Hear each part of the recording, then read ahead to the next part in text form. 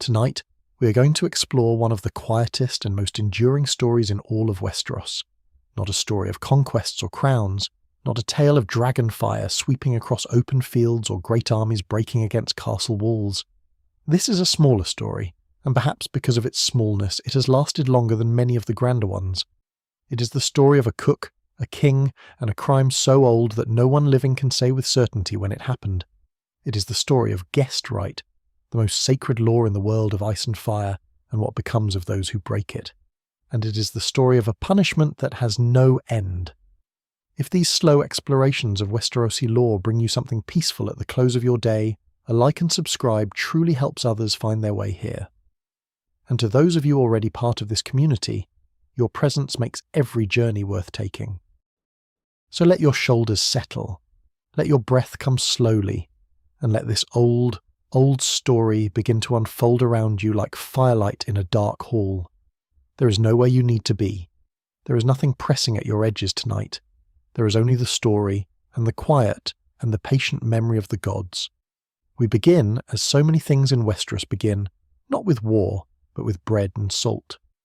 Long before the Seven Kingdoms existed as anything more than contested territories and shifting alliances, long before the Targaryens brought their dragons across the narrow sea, long before the Andals came with their 7-pointed stars and their swords engraved with scripture, the people of Westeros had already developed a code of conduct that governed the space between strangers. It was not a written law. It was not handed down by a king or proclaimed from a throne. It emerged, as the oldest laws always do, from necessity, from the practical wisdom of people living in a world where the next valley might hold an enemy, where travelling even a day's journey from your own village meant entering territory, where no one owed you anything, where the road was genuinely dangerous in ways that are difficult for us to fully imagine now.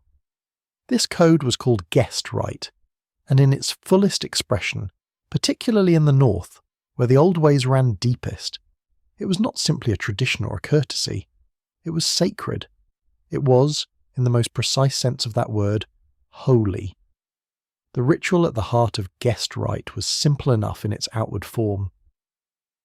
When a traveller arrived at a lord's hall or a common man's hearth and was offered hospitality, the host would present bread and salt. The bread was sustenance, the fundamental gift of survival, the thing that stood between a person and hunger. The salt was preservation, the thing that kept food from spoiling, that kept the body in balance, that had been precious enough in certain ages of the world to be traded like gold.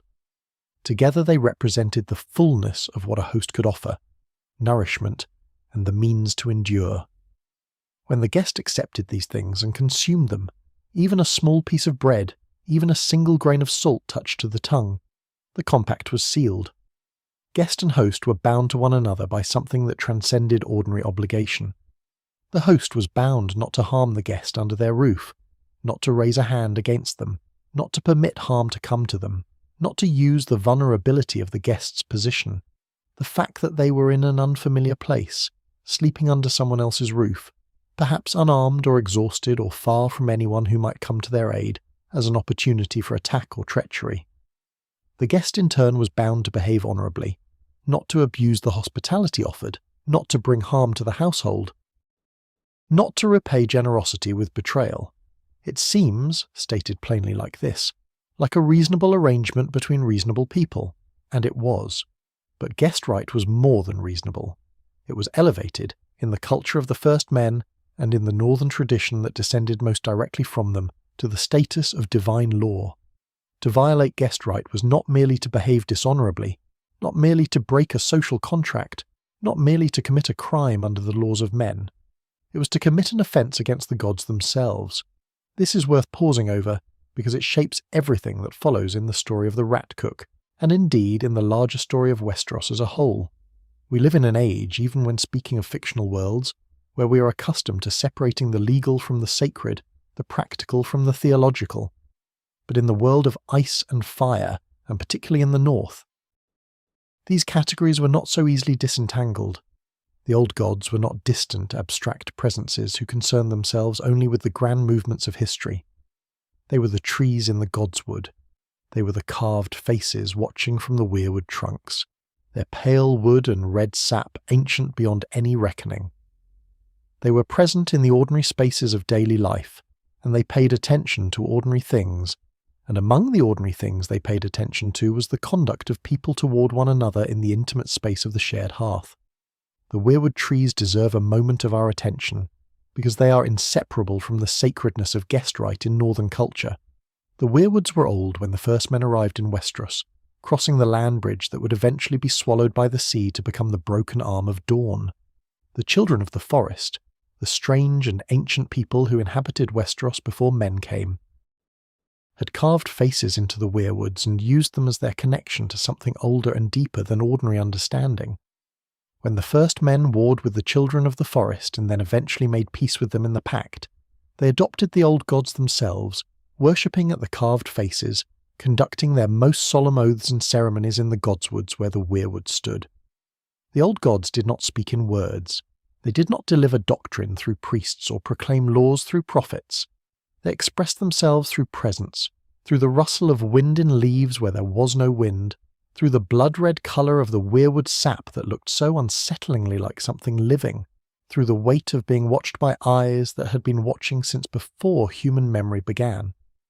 What the first men understood, what they passed down through generations in stories and customs rather than in written texts, was that the gods remembered. Everything that happened in the world was in some sense witnessed, and certain acts that violated the deepest structures of trust and safety, drew that divine attention in a particular way. Guest right was one of those acts, perhaps the most fundamental of them. We might ask why, of all the laws and obligations in Westerosi culture, guest right was elevated to this particular status. And the answer, when we think about it slowly, reveals something important about the world in which it developed. Westeros, in the ancient era when these customs took shape, had no unified law. There was no king to appeal to, no common court, no authority that extended beyond the reach of a particular lord's power. If you were wronged in your home territory, you might have recourse. You might appeal to your lord or to your family or to the community that knew you and had reason to support you. But if you were wronged while travelling, while a guest in someone else's house, you had almost nothing. You were alone, far from anyone who cared about you, in a place where the host's word was absolute. In this context, the sacredness of guest right was not simply a moral nicety. It was one of the primary mechanisms by which civilization held itself together. Trade required travel. Alliances required messengers. Lords needed to visit one another, to attend councils, to forge marriages and settle disputes. All of this movement depended on the basic assumption that a traveller who accepted hospitality would not be killed, or robbed, or harmed by the person offering it. If that assumption could not be relied upon, if every act of hospitality might conceal a trap, then the web of relationships that held Westeros together would begin to unravel. The roads would empty, the kingdoms would close in on themselves, the ordinary business of civilization would become impossible. The elevation of guest right to sacred law was therefore a kind of social technology, a way of making the compact so powerful, so deeply embedded in culture and theology, that even a lord who might benefit from betraying a guest would hesitate, because the consequences were not merely legal or social but cosmic. The gods were watching, the gods remembered, and as the story of the rat cook makes clear, the gods acted. It is worth noting that guest right functioned somewhat differently in different parts of Westeros, and these differences tell us something about the varying relationships between the old ways and the newer traditions that arrived with the Andals. In the north, guest right was absolute. This is not an exaggeration or a poetic flourish. Absolute is the correct word. When Lord Eddard Stark of Winterfell told his children about guest right, he described it in terms that left no room for qualification or exception. The laws of hospitality were older than the Starks, older than Winterfell, older than the Wall. They were not negotiable. A lord who had broken bread with a man could not raise a hand against him. Not if the man were an enemy. Not if the man had committed crimes. Not if killing him would bring some great advantage. The moment bread and salt had been shared, the person who had offered it was bound, absolutely and without exception, to the guest's safety for as long as they remained beneath that roof. In the south, the situation was more complicated. The faith of the Seven had its own traditions around hospitality, and they were not without moral weight, but they were perhaps less absolute, less theologically charged in the same way. The seven were gods of a different temperament, gods who expressed themselves through doctrine and clergy and the elaborate architecture of their faith rather than through the silent watching of ancient trees. The faith acknowledged the importance of hospitality, but it was one obligation among many, balanced against others, subject to interpretation and circumstance, in ways that northern guest rights simply was not. Among the Ironborn, the tradition was differently understood again.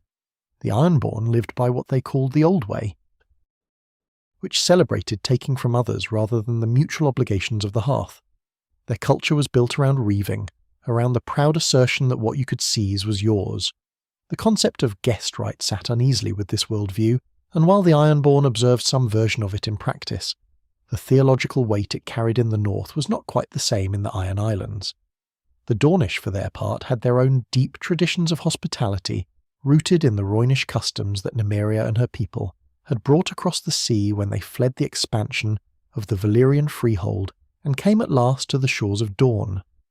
Dornish hospitality could be fierce and absolute in its own way, bound up with the concepts of honour and loyalty that ran deep in Dornish culture, though it expressed itself differently from northern practice. These regional variations matter because they remind us that guest right was not a single uniform institution, but a family of related customs sharing a common moral core. That core was the same everywhere it appeared.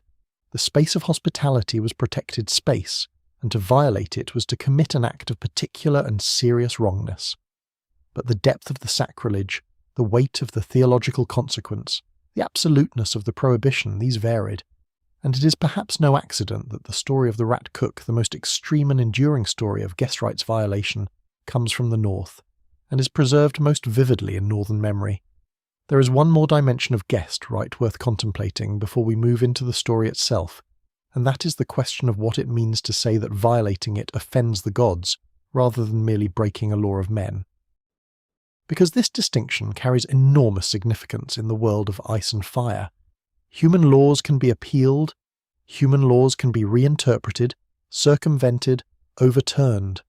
A clever enough lord, or a powerful enough one, might manage to escape the legal consequences of many crimes.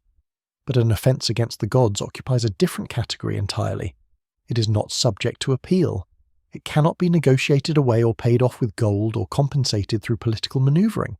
It simply exists in the fabric of things as a wrong that the universe itself has registered. And in a world where the gods are real, where the weirwood trees genuinely do watch and remember, where the children of the forest genuinely did commune with something ancient and aware, this is not merely metaphorical language. It is a description of how the world actually works. This is why the Rat Cook story has lasted as long as it has. It is not a story about a man who was punished by other men for a terrible crime, though that would be story enough. It is a story about a man who is punished by something older and larger than men. Something that does not forget and does not forgive. Something that meets transgression with a response calibrated to the exact nature and dimensions of the wrong. It is a story that says, with the quiet authority of deep time, there are laws that matter more than the laws of kings, and the consequences of breaking them are not subject to any human mercy. We will return to all of this as the story unfolds, but for now, let it settle gently into the background of your thinking, the way a fire settles into steady warmth after the first bright burst of its lighting. Guest right is sacred. The gods remember. And somewhere in the cold and ancient dark of the Nightfort, a white rat runs and runs and runs, and is never full. To understand the Rat Cook's crime in its full dimensions, we need first to understand the world in which it was committed.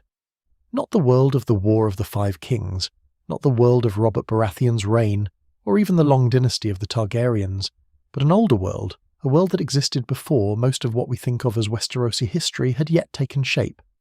The story of the Rat Cook belongs to the deep past, to an era so remote that the details have blurred at their edges, leaving only the essential outline clear. And at the centre of that outline, as solid and cold and enduring as the wall itself, stands the Night's Watch. We spoke, in our contemplation of guest right, about the way that certain institutions exist to hold civilization together, to create the conditions of trust and safety without which the ordinary business of human life becomes impossible. The Night's Watch was one of those institutions, And in the age when the rat cook walked its kitchens and tended its fires, it was not the diminished and struggling order that later centuries would know. It was something far grander, far more formidable, and far more central to the life of the North, and indeed of all Westeros. Let us take a moment to picture it properly, because the contrast between what the Night's Watch was in its ancient glory and what it became in the centuries that followed is itself a kind of meditation on the way that great things decline when the memory of what made them necessary begins to fade. In the age of the Rat Cook, the Night's Watch garrisoned not one castle but 19. 19 fortresses stretched along the length of the wall, each one a significant structure in its own right, each one manned by hundreds of brothers, black-cloaked men who had taken their vows and given up their names and their inheritances and their futures south of the wall in service to the realm. The total number of men in the Watch at the height of its ancient power was counted not in the hundreds but in the thousands, some accounts suggesting as many as 10,000 sworn brothers at the Order's peak, though as with so much of this distant era, the exact numbers have been lost, and what remains are estimates filtered through generations of retelling.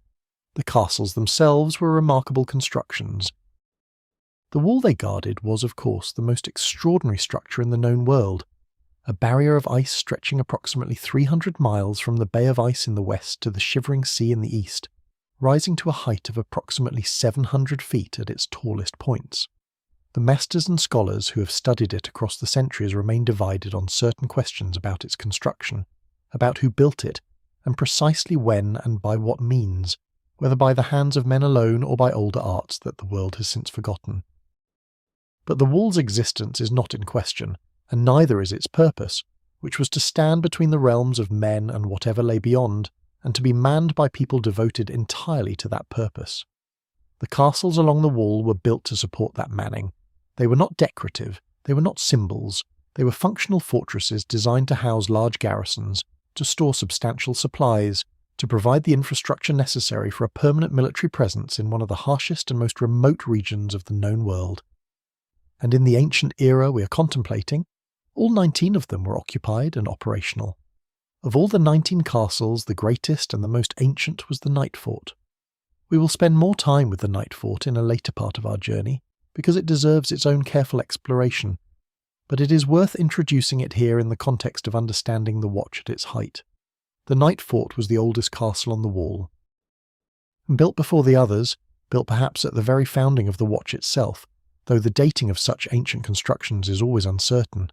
It was also the largest, its walls enclosing a space that later castles built to more practical dimensions would have seemed almost extravagant in comparison. Its great hall could hold thousands of men at feast. Its towers rose high enough that on a clear day, a watcher at their tops could see far into the lands beyond the wall, watching for movement in the grey and frozen distances. It was from the Nightfort that the Watch's most ancient history radiated outward. The legends and stories that accumulated around it over the centuries were not incidental to its character, but essential to it. It was a place where the Watcher's deepest memories were stored, where its oldest traditions had their roots, and where the most disturbing chapters of its past had taken place. We will return to those chapters in due course. For now, it is enough to know that the Nightfort was the centre of the Night's Watch's world in the era of our story, the seat of its Lord Commanders in that distant age, the place where the most important work of the Watch was coordinated and administered. Castle Black, which would in later centuries become the primary seat of the Watch's leadership, was a lesser establishment in this ancient period. This is worth holding in mind because we are accustomed, from the later accounts and from the stories of the main narrative, to thinking of Castle Black as the heart of the Night's Watch, but the heart in the time of the Rat Cook beat at the Nightfort. Castle Black's rise to prominence came later as the Watch contracted, as the northern castles were abandoned one by one, as the garrison dwindled from thousands to hundreds to the pitifully small numbers of the later centuries. In the age we are contemplating, Castle Black was one fortification among 19, significant, but not supreme. The Watch in this ancient era commanded resources and prestige that its later incarnation could barely dream of. The great lords of Westeros took their oaths of support to the Watch seriously, not as a polite formality, but as a genuine obligation with genuine consequences for non-compliance. The North sent men and supplies. The southern kingdoms, though more distant from the threat the Watch existed to address, recognised their theoretical obligation to the realm's northernmost defence. The citadel in Old Town maintained a maester at the wall and treated the Watch's correspondence with the seriousness it deserved. The Watch was, in this ancient time, woven into the fabric of Westerosi civilization in a way that reflected how immediate and real the threat beyond the wall felt to the people of that era. What was that threat? This is perhaps the question most central to understanding the Night's Watch's ancient power and purpose, and it is also in some ways the question most resistant to simple answers. The threat was the others, or so the oldest accounts maintained. The beings of ice and cold and darkness that had come out of the far north in the long night, thousands of years before even the era of the Rat Cook, in an age so remote that it blends indistinguishably with myth. The long night had been a catastrophe of such magnitude that it had burned itself into the memory of every culture in the known world, not only in Westeros but in Essos and beyond, each people remembering it in their own way, with their own names for the darkness and their own stories of how it was defeated. The Night's Watch had been founded, according to the oldest traditions, in the aftermath of the Long Night, as the permanent institution whose purpose was to ensure that what had happened once would never happen again. This was an enormous responsibility, and in the ancient era, when the memory of the Long Night was still relatively fresh, when the generations that had survived it were still close enough in time to cast their shadows forward into living memory, the Watch commanded the respect and resources appropriate to that responsibility. But memory fades. Generations pass. The immediate terror of the Long Night receded further and further into the past, becoming first history and then legend and then something more uncertain still, a story told by old women to children, a thing that had perhaps happened long ago but seemed very far from the concerns of the present. As the centuries passed, the Watch found itself fighting not a remembered apocalypse but a more ordinary darkness. The wildlings beyond the wall, the cold itself, the isolation, the gradual difficulty of convincing the kingdoms to send men and gold to a cause whose urgency was becoming harder and harder to feel from a comfortable distance. And so the Watch declined, slowly at first and then more rapidly, its 19 castles becoming too expensive and too thinly manned to maintain, abandoned one by one until only 3 remained active. But all of that decline lay in the future. In the age of the Rat Cook, none of it had happened yet.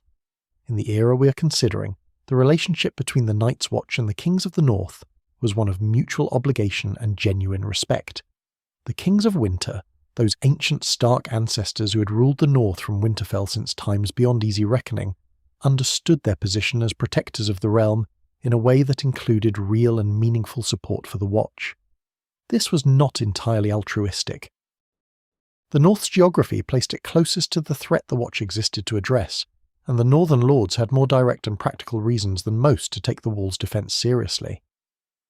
But it was also ideological, rooted in the honour traditions of the First Men and in the theological framework of the old gods, who demanded certain obligations and expected them to be fulfilled. The relationship expressed itself in regular supply trains moving northward from the great castles of the north toward the wall, in the assignment of men to the Watch from noble houses as well as from the general population, in the political attention that northern lords paid to the Watch's concerns and petitions, and it expressed itself on significant occasions in something more ceremonial and weighty still, the royal visit. A king of the north travelling to the wall was not an everyday occurrence. The distances involved were substantial, the journey difficult particularly in the colder seasons, and the obligations of governance in the south kept northern kings occupied with concerns closer to Winterfell more often than not. But it happened, at intervals of years or sometimes decades, that a king would make the journey north to inspect the wall, to review the Watch's condition, to demonstrate in the most visible and unmistakable way that the crown took its obligations to the realm's defence seriously.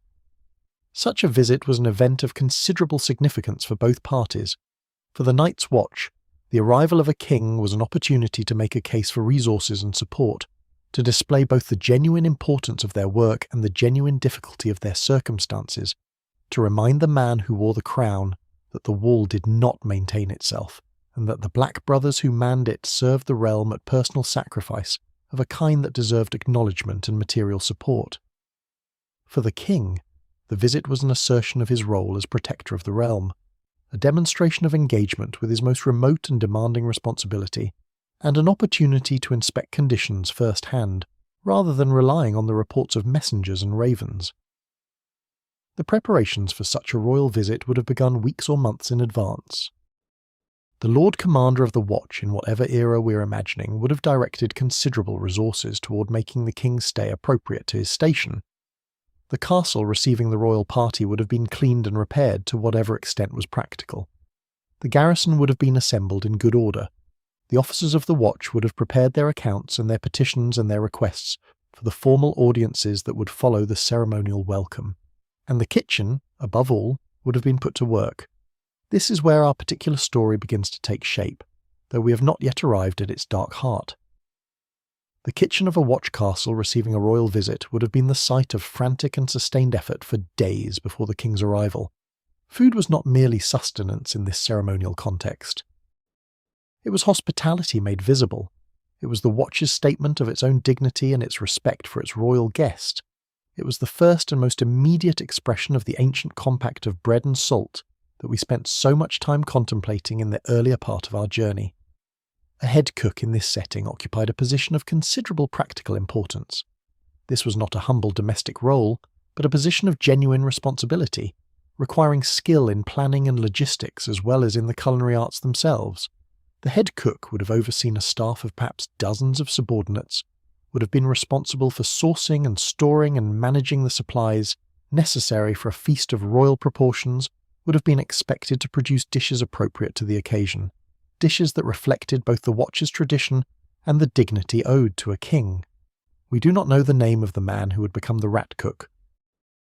The legend has not preserved it, and there is something fitting about that absence, something that suggests the way that certain acts of transgression consume the person who commits them, leaving only the transgression itself to be remembered. He was, by the time of the royal visit that would define his entire existence and transform him utterly, a man of considerable skill. The accounts that have filtered down through centuries of retelling are not detailed enough to give us much by way of physical description or personal history, but they preserve consistently the impression of a man who took pride in his work, who understood himself as someone of particular talent and capability, who perhaps derived a significant portion of his sense of self and worth from the excellence of what he produced in the kitchen. This is not an insignificant detail. Pride is not always a fault. A craftsman who takes genuine satisfaction in the quality of his craft, who holds himself to high standards and is pleased when he meets them, is not someone we would ordinarily think of as having a weakness that might lead him toward destruction. But pride of this particular kind, pride that has become entangled with a sense of personal dignity and personal worth, can become something more fragile and more dangerous when it is threatened. When a man's sense of who he is rests too heavily on what he does and how others respond to what he does, a slight or a dishonour directed at his work or at his person in the context of his work can land with a weight entirely disproportionate to its apparent magnitude. What happened between this cook and the king who visited the watch in that distant era is not entirely clear. The legend acknowledges the uncertainty without resolving it, which is itself a kind of honesty about the limits of what memory can preserve across such distances of time. Something went wrong between them. Some offence was given or perceived, some act of disrespect or dishonour or cruelty that the cook experienced as a wrong so significant that it could not simply be absorbed and set aside. Whether the king knew he had given offence, whether he would have recognised his own action as the cause of what followed, whether the wrong was real or imagined or somewhere in the complex territory between those two possibilities, the legend does not say. What the legend does say, with quiet and terrible certainty, is what the cook decided to do about it. But before we arrive there, let us sit for a moment longer in this antechamber of the story, in the world of the ancient watch and its 19 castles, in the cold air and the firelit halls and the vast dark presence of the wall rising above everything. Let us imagine what it felt like to be there, in that older and in some ways more serious world, where the obligations of hospitality were understood not as customs that polite people observed, but as laws that the gods themselves enforced, where a king travelling to the wall was not merely a political event but a ceremony weighted with sacred significance, where a head cook preparing a royal feast was participating in something that connected directly to the most fundamental structures of trust and obligation that held civilization together. In that world, What was about to happen in the Nightfort's kitchens was not simply a terrible crime, it was the tearing of something that the world would not easily mend. We left our cook in his kitchen, in the cold and firelit world of the ancient Night's Watch, in the days before the royal visit that would change everything. We left him as a man of skill and pride, a man who'd been wronged in some way that the legend does not fully illuminate, a man standing at the edge of a decision that the oldest stories of Westeros have preserved for thousands of years, not because of what it tells us about him, but because of what it tells us about the world and about the gods who watch it. Let us move now into the heart of the story. The king who came to the wall in that distant era is not named in the versions of the legend that have survived. This is notable. Kings, as a rule, are remembered. They leave traces in genealogies and chronicles, in the names of battles and the dates of laws and the records of marriages and successions that maesters have maintained with varying degrees of completeness across the centuries. And yet this king, who would become the central figure in one of the most enduring moral legends in all of Westeros, has no name attached to him in the telling. He exists in the story not as an individual but as a function, as a role, as the embodiment of royal authority and royal personhood, and it is in that capacity that he matters rather than near in any particular quality of character or act of governance. We might speculate about which king he was, and scholars who have taken an interest in this question have done so, comparing what little the legend tells us about the circumstances with what is known about the succession of kings in the north during the various ancient eras when the Night's Watch was at or near its greatest strength. But speculation of this kind does not ultimately illuminate what the legend is about, and we will not linger there. What matters is not which king he was, but what he was. A king, a guest, a father, a man who came to the wall in good faith and ate what was placed before him and praised it. He came, as such visitors always did, with a retinue appropriate to his station. Lords and knights and household officers, servants and guards, the practical apparatus of a royal party travelling through difficult country to a remote destination. His son was among them. This detail, the presence of the king's son, is the detail that makes everything else in the story possible, and it sits quietly in the legend without particular emphasis, stated simply as a fact of the party's composition. The king travelled north to inspect the watch and brought his son with him. It is the most ordinary thing in the world, a father bringing a child on a journey of significance, introducing him to a great institution and a great responsibility, beginning the work of preparing him for the role he would one day inherit. The son, like the king, is unnamed. He is the king's son, and that is his entire identity within the legend, but it is an identity that carries the full weight of everything the story is trying to say. He is the next generation. He is the continuation. He is what a king leaves behind him, the living extension of himself into the future, the person whose existence justifies the obligations and sacrifices of rule. He is, in every meaningful sense, irreplaceable. The preparations for the royal visit at the Nightfort proceeded as they always did. The castle was ordered and cleaned, the garrison was assembled and reviewed. The Lord Commander and his officers prepared for their formal meetings with the king, and in the kitchens beneath the Great Hall, in the smoky and warm and purposeful space where the watch's food was planned and prepared, the head cook directed his staff in the work of creating a feast worthy of the occasion. He knew presumably what was expected of him. He had done this before, or something like it. Royal visits were not so frequent as to be routine, but a cook of sufficient skill and experience would have understood the requirements of ceremonial feeding, would have known how to plan a menu that communicated respect and capability, would have been able to execute the practical work of large-scale preparation with the confidence that comes from genuine mastery of a craft. In ordinary circumstances, a royal feast would have been, for a man of this cook's abilities, a demanding but satisfying exercise, an opportunity to demonstrate his skill at the highest level of expectation. But these were not ordinary circumstances. Something had happened, something had passed between the cook and the king, or between the cook and members of the king's party, that had transformed the visit from an occasion for professional pride into something altogether different. The legend is, as we noted in our earlier contemplation, genuinely unclear about the nature of this wrong. It acknowledges that the cook had a grievance without specifying what that grievance was, and this ambiguity is one of the most thoughtful aspects of the story because it refuses to let us settle the question of the cook's culpability too quickly or too easily.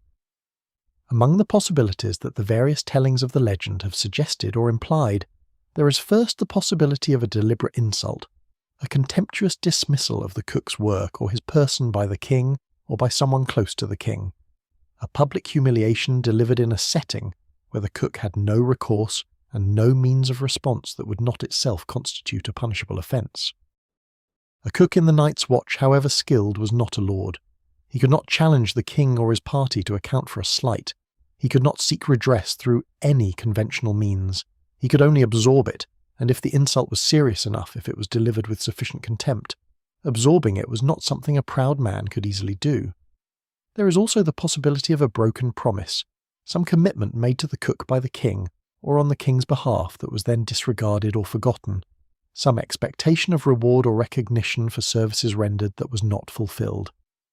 Cooks at great institutions sometimes received gifts or marks of favour from important visitors they had served well, and a cook who had been led to expect such recognition, and then found himself ignored, might have experienced the absence of the promised gesture as a significant wrong. There is a third possibility, darker and less frequently discussed but present in some versions of the telling, which involves not the cook's professional dignity, but something more personal, some act of harm or injustice visited upon the cook himself or upon someone he cared about by the king or his party during the course of the visit, something that left the cook not merely insulted but genuinely injured. We cannot say which of these, or which combination of them, or which entirely different circumstance not covered by any of these possibilities, constitutes the actual grievance at the heart of the legend.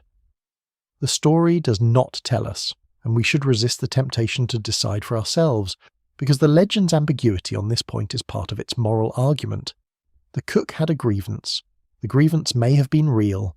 The wrong done to him may have been genuine, and none of that matters in the end because of what he chose to do about it. What he did was this.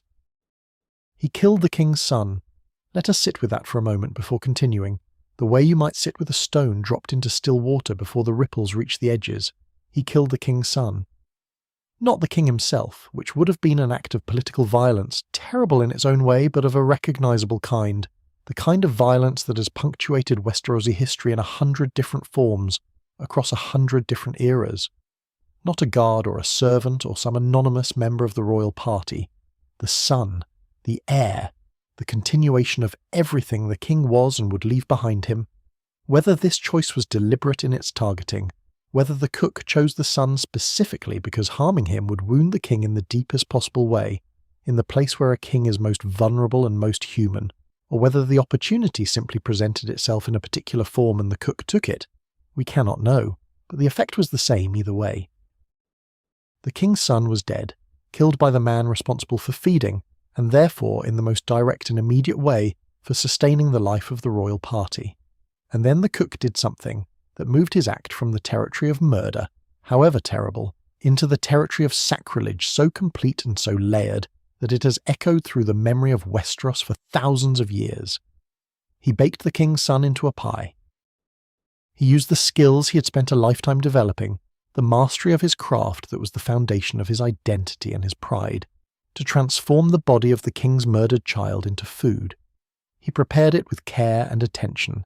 He did what he knew how to do, which was to make something that would look and smell and taste like the finest product of a skilled kitchen. And then he served it to the king at the feast. The king ate the pie. He ate heartily, by the telling of the legend, with the appetite of a man who has travelled hard through cold country and arrived at a warm hall to find a feast prepared in his honour. He praised the pie. He praised the cook. He said, in whatever words the legend has him use in whichever version of the story we consult, that it was the finest thing he'd been served, that the cook's skill was extraordinary, that the feast did honour to the watch and to the occasion. And the cook, who had made it, stood and listened to the king praise the food he had made from the king's own child. We should spend some time with the dimensions of what the cook had done, because this is not a simple crime, and its complexity is part of what has made it so enduring as a moral teaching. There is a geometry of transgression here that the legend is specifically constructed to illuminate, and each layer of it compounds the one beneath it, until the total weight of the wrong becomes something almost impossible to hold in the mind all at once. The first layer is the murder itself. The cook killed an innocent person, the king's son, who had done nothing to wrong him, who was in fact under the protection of the Watcher's hospitality at the moment of his death. Whatever grievance the cook had against the king, the son bore none of the responsibility for it.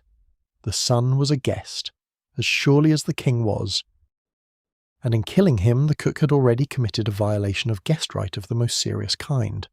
But the cook did not stop at murder. The second layer is the desecration of the body. In every culture that has left us records of its beliefs, across the full breadth of the known world and beyond, there are laws and customs governing the treatment of the dead. The body of a person who has died is not simply matter to be disposed of. It carries the weight of the person it was, the weight of the relationships and obligations and memories that person represented. To treat a body with contempt, to mutilate or degrade or defile it, is an act that cultures across all times and places have recognized as deeply and specifically wrong, a wrong that extends the injury done to the dead into the territory of the sacred. The cook did not merely kill the king's son, he used the body. He transformed it into something else entirely, something designed to be consumed, to pass into the bodies of the living, to become invisible and unrecognizable, to be praised and enjoyed. He unmade the person in the most complete and irreversible way possible. The third layer is the feeding. The cook served the pie to the king. This means that the king, in eating, became unwittingly complicit in the consumption of his own child, that the bond between parent and child was violated in the most grotesque inversion possible, that the king's love and the king's grief and the king's loss were all weaponized simultaneously without his knowledge or consent. The king praised the food. He was grateful. He was pleased. Every expression of satisfaction, every word of appreciation, every moment of comfort he took from the warmth of the feast was a moment in which he did not know what had been done to him, and the cook stood and watched and knew. The fourth layer, and in many ways the most theologically significant, is the inversion of hospitality itself. Bread and salt are the symbols of guest right because they are nourishment, because they represent the host's commitment to sustaining the guest's life and well-being. The feast prepared for a royal visit was the fullest possible expression of that commitment. The cook had transformed the instrument of hospitality, the food itself, the thing that most directly and physically embodied the sacred compact between host and guest, into the vehicle of the most complete possible betrayal of that compact. He had used the form of hospitality to deliver its opposite. He had taken the thing that meant safety and sustenance and trust, and made it into something that meant death and desecration and betrayal. It is this fourth layer that elevates the rat cook's crime beyond murder, beyond sacrilege in any ordinary sense, into something that the old gods themselves could not leave unanswered. A man who kills a guest has broken the law of hospitality. A man who kills a guest's child has broken it more grievously still. But a man who kills a guest's child and then serves that child to the guest in the food of a feast, using the hospitality itself as the means and the vehicle of the transgression, has done something that sits outside ordinary categories of wrong. He has not merely violated the sacred compact, he has inverted it, turned it inside out, made it into its own opposite. There is also this, which the legend presses upon us quietly but insistently. The king ate and did not know. This detail matters more than it might initially appear to. One might imagine a version of this story, in which the cook's intent was to be discovered, in which the revelation of what had been done was itself part of the revenge, in which the horror of the king's realization was the point. But the legend does not tell that story. In the legend, the king eats and praises and is pleased, and nothing in the account suggests that the cook expected immediate discovery or confrontation. The crime was designed to be concealed within the hospitality. The betrayal was designed to be invisible. The violation of the sacred compact was not announced or declared, but hidden inside the very thing that made the compact visible. Whether this makes the cook's act worse or simply different is a question the legend leaves for us to sit with. There is an argument that the concealment was itself a kind of additional cowardice, an unwillingness to face the king directly in whatever conflict the cook believed lay between them, a channeling of grievance into something that could not be confronted or answered or resolved. There is another argument that the concealment was the whole point, that what the cook was doing was not expressing his grievance but enacting it in the only form that seemed to him adequate to its weight, that he was not seeking confrontation but completion, not revenge in any conventional sense but something darker and more absolute. We cannot know what was in his mind. The legend does not give us his inner life, it gives us only his actions. And his actions are sufficient to carry the weight of everything the story needs to say. What we can say is that when the king finished his meal and praised his cook, when the feast was done and the hall grew quieter and the fires burned lower, the world was not yet finished with what had happened in the Nightfort's kitchens. The gods, who do not speak in words and do not deliver their judgments through human institutions, had been watching. The Weirwood faces in their godswoods had their red eyes open, as they always do, as they always have, patient and absolute and older than kingdoms, older than the wall, older than almost anything that can be named. The cook had served his feast. He had made his pie. He had stood and listened to the king's praise, and somewhere in the cold and ancient dark the gods had already begun to answer. If you're finding these contemplative explorations of Westerosi history and politics a peaceful way to end your day, a like and subscribe really helps others discover these gentle journeys through the past. And to those already subscribed, thank you for being part of this community, of those who find comfort in slowly unfolding stories of power and patience, of roses growing strong through centuries of careful cultivation. The feast was over, the hall had quieted. The king had eaten and praised and been satisfied, unknowing, in the way that makes the legend's horror so complete and so still, like ice forming over dark water, slow and inevitable and silent, and somewhere in the Nightfort, in the kitchen, or the corridor, or whatever dark corner the cook had retreated to after his work was done, the gods turned their attention toward him. We do not know how much time passed between the crime and the punishment. The legend does not specify, and perhaps the question is not quite the right one to ask, because divine justice in the framework of the old gods does not operate on the same schedule as human justice. Human justice requires discovery, accusation, trial, deliberation, sentence. It requires that the wrong be surfaced from concealment, brought into the open, examined and argued over and finally adjudicated by people with the authority to deliver a verdict. All of that takes time. And all of it can fail. Evidence can be lost, witnesses can be silenced. Powerful men can escape the consequences of their actions through influence or cunning, or simple good fortune. Human justice is real and necessary and worth having, but it is also incomplete and fallible, and subject to all the limitations that human institutions are always subject to. Divine justice, as the old gods practice it, has none of these limitations. There is nothing to discover, because nothing was ever hidden from the Weirwood eyes. There is no accusation needed because the gods were present at the act. There is no trial because the evidence is not in dispute. There is only the wrong, which exists in the fabric of things with perfect clarity, and the response to it, which comes in the god's own time and in the god's own form. And so the cook was transformed. The nature of the transformation is the first thing we need to contemplate carefully, because it is not arbitrary. Nothing about the punishment the old gods delivered is arbitrary. This is one of the most important things the legend teaches us, and it teaches it not through any explicit statement, but through the precise and terrible logic of what the cook became and what he was condemned to do. He became a rat. A great white rat by the telling, monstrous in size, haunting the empty spaces of the Nightfort with a hunger that could not be satisfied, and a nature that could not be escaped. Let us think about what a rat is, and what a rat means, and why of all the forms the gods might have chosen for this punishment, this one fits the crime with such exact and merciless precision. A rat is a creature of kitchens. It lives in the margins of human food production, in the walls and the cellars and the dark spaces beneath the floors where food is stored and prepared. It is the shadow of the cook's domain. The thing that a cook spends considerable effort keeping out of the spaces where honest work is done, because a rat in the kitchen is a contamination, a violation of the cleanliness and care that good food preparation requires. To become a rat is to be transformed into exactly the thing that a proud and skilled cook would find most contemptible and most threatening to the dignity of his craft. It is a punishment that speaks directly to what the cook valued most about himself, which was the quality and cleanliness of what he produced. But there is more to it than that. A rat is also a creature that consumes. It does not create. It does not transform raw ingredients into something nourishing and fine. It takes, secretly in the dark, from stores that others have built and maintained.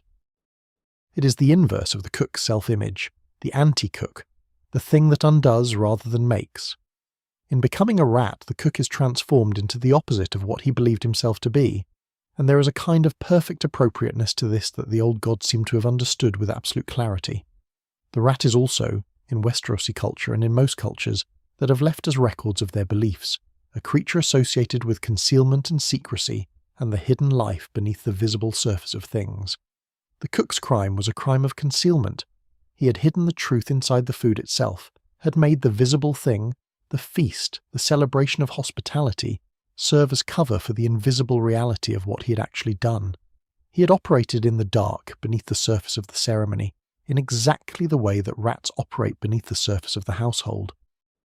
His transformation into a rat is therefore not merely a punishment but a revelation, a making visible of what he already was in the moral sense at the moment he conceived his crime. There is the colour to consider as well. The rat is white by the legend's telling, and this whiteness is not incidental. White in Westeros carries particular associations, and not all of them are associations of purity or innocence, though those meanings are present too. White is the colour of the Weirwoods' pale bark, the tree of the old gods, the witness. White is the colour of bone and of cold and of the deep north where things ancient and terrible dwell.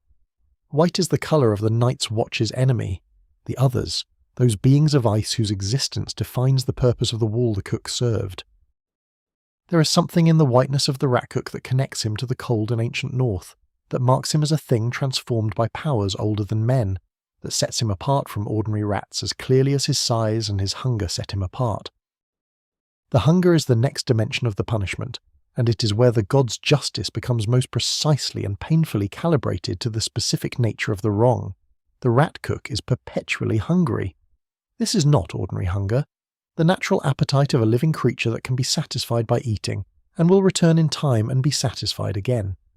This is a hunger that cannot be satisfied, a need that consuming cannot fill, a want that grows rather than diminishes with each attempt to address it.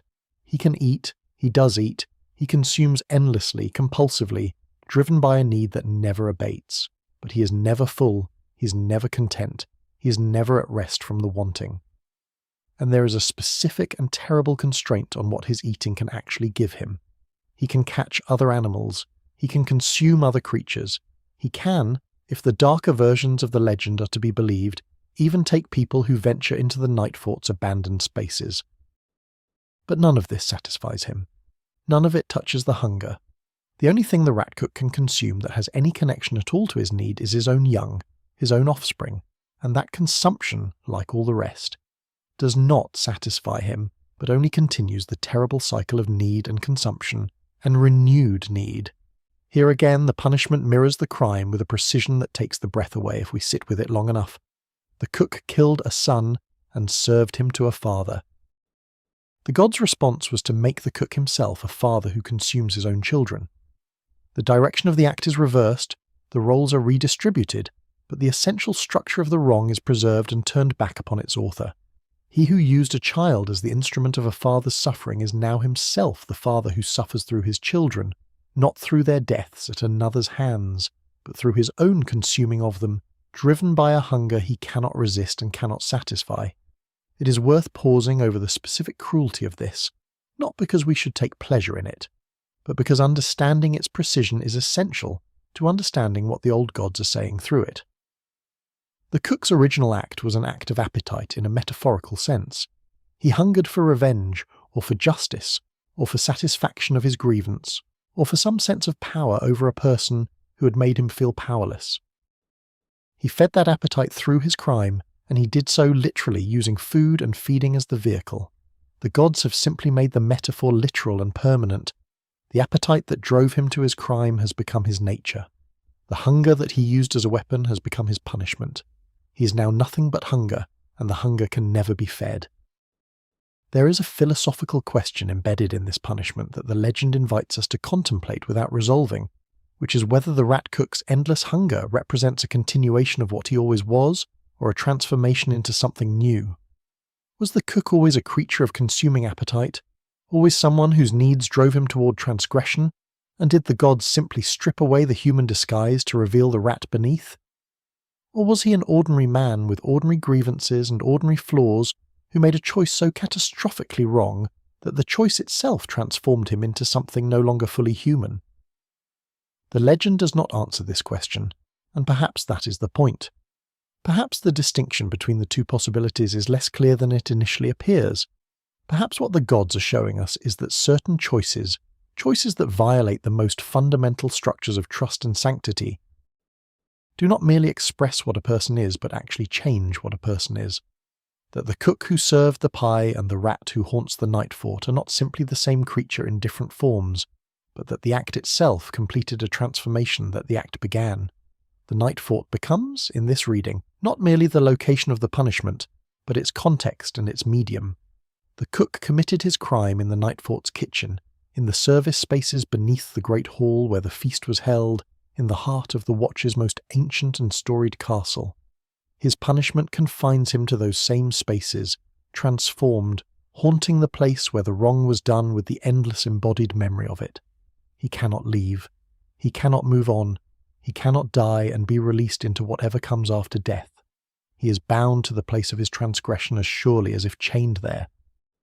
But the chains are invisible, and the prison is the shape of his own desire. This is worth contemplating in the context of what we said earlier about the old gods and their relationship to place. The Weirwoods are rooted, they do not move, their awareness is tied to specific locations, to the earth in which they grow, to the particular patches of ground they have occupied for centuries or millennia. Their justice, when it comes, is in some sense place-specific. The rat cook is not punished throughout Westeros, is not transformed and set wandering the whole of the world. He's bound to the Nightfort, to the place where the wrong happened, where the god's attention was most precisely focused, when the crime was committed. The punishment is as rooted as the Weirwoods themselves. We might also reflect on what the transformation means for the question of human identity and continuity. Is the rat cook still the cook? Is there something of the man preserved inside the rat, some remnant of consciousness that remembers what was done and why and what it cost? Or is the transformation complete, leaving only the hunger and the compulsion and the endless cold corridors of the Nightfort? The legend seems to suggest in its most unsettling versions that something of the man remains, that the rat cook is not simply an animal, but a creature in which something human persists, trapped inside a form that cannot express it, aware enough of what it has lost to make the loss itself part of the punishment. If he was simply a rat, with a rat's limited awareness and a rat's simple needs, the transformation would be less terrible. It is the possibility that he knows, that some part of him remembers the kitchen and the feast and the king's praise, and the warm certainty of the grievance that drove him to transgression, and that this remembering persists while the human form and the human life and everything that made that remembering meaningful have been taken away. It is this possibility that makes the rat cook's fate one of the more genuinely disturbing images in the whole landscape of Westerosi legend. And yet, and this is perhaps the most important thing to carry with us as we move forward, the gods did not kill him. This is significant. The punishment could have been death, swift or slow, painful or merciful, but finite. The gods chose instead something without end. The rat cook does not die. He runs and he eats and he hungers and he runs again, and this has been true since the ancient era when he committed his crime, and it is presumably still true in whatever form the Nightfort now takes, empty and ruined and full of old stories and cold wind and the long memory of things that happened there long ago. The endlessness of the punishment is itself a statement. Death can be paid. Suffering that ends can eventually be balanced against the wrong that caused it. But a punishment without end cannot be balanced against anything, cannot be satisfied, cannot be concluded.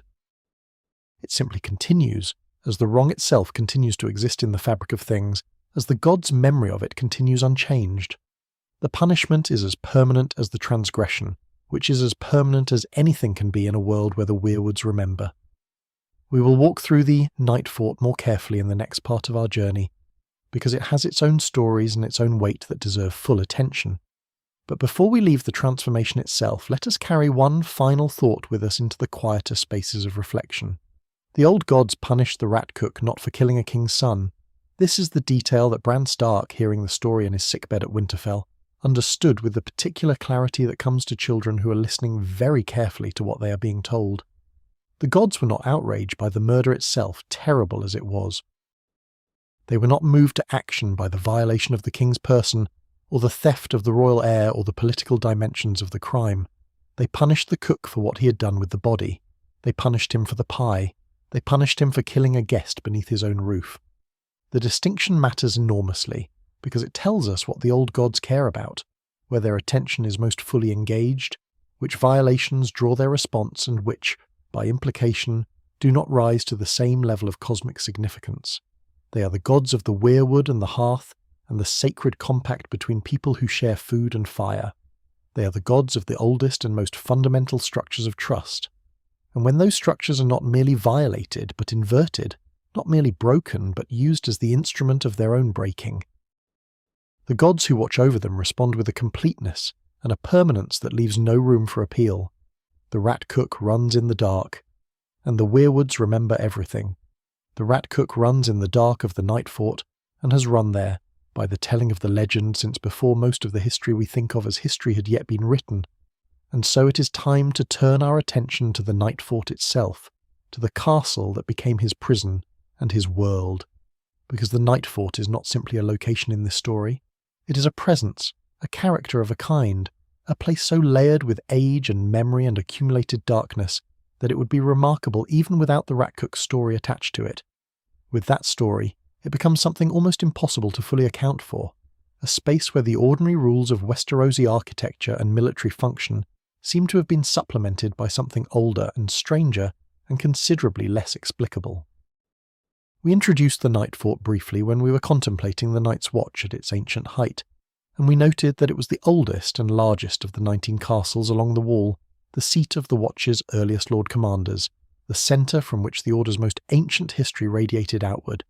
Let us now inhabit it more fully, walking its corridors at the pace that the place deserves, taking time to understand what it was and what it became and why the stories that gathered around it over the centuries gathered there in particular, rather than dispersing themselves more evenly along the wall's great length.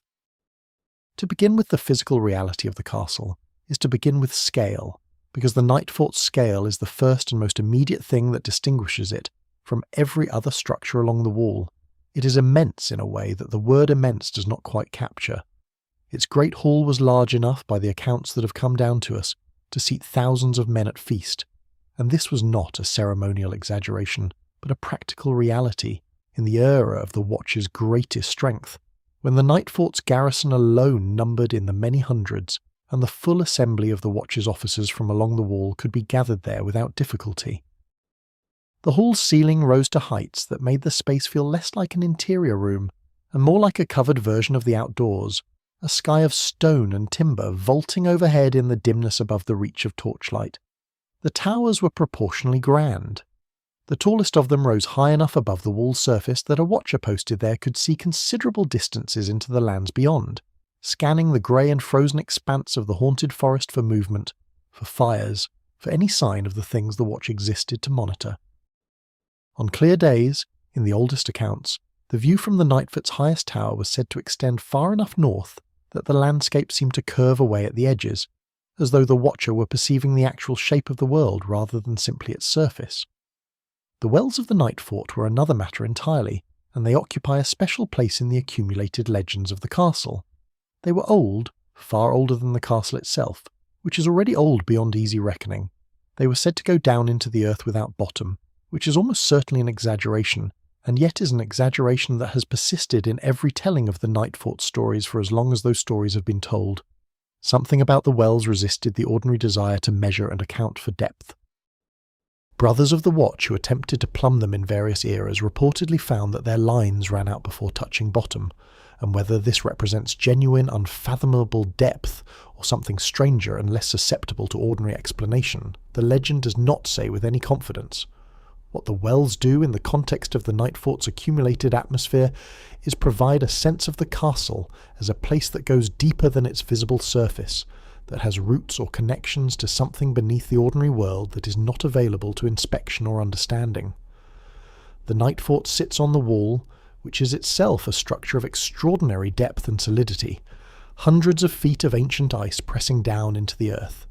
But the wells suggest that the Nightfort's connection to what lies beneath goes further still, into territory that the old accounts treat with a kind of respectful unease. The gate through the wall that the Nightfort contained was another of its distinctive and significant features. Most of the Watchers' castles had gates, passages through the wall that allowed movement between south and north when necessary, but the Nightfort's gate was the oldest of all of them, a passage said to have been constructed at the same time as the wall itself, by the same hands and with the same ancient arts that had raised the wall in the first place. It was sealed for much of the castle's occupied history, with enormous iron doors that required significant effort to move and that were kept locked as a matter of course.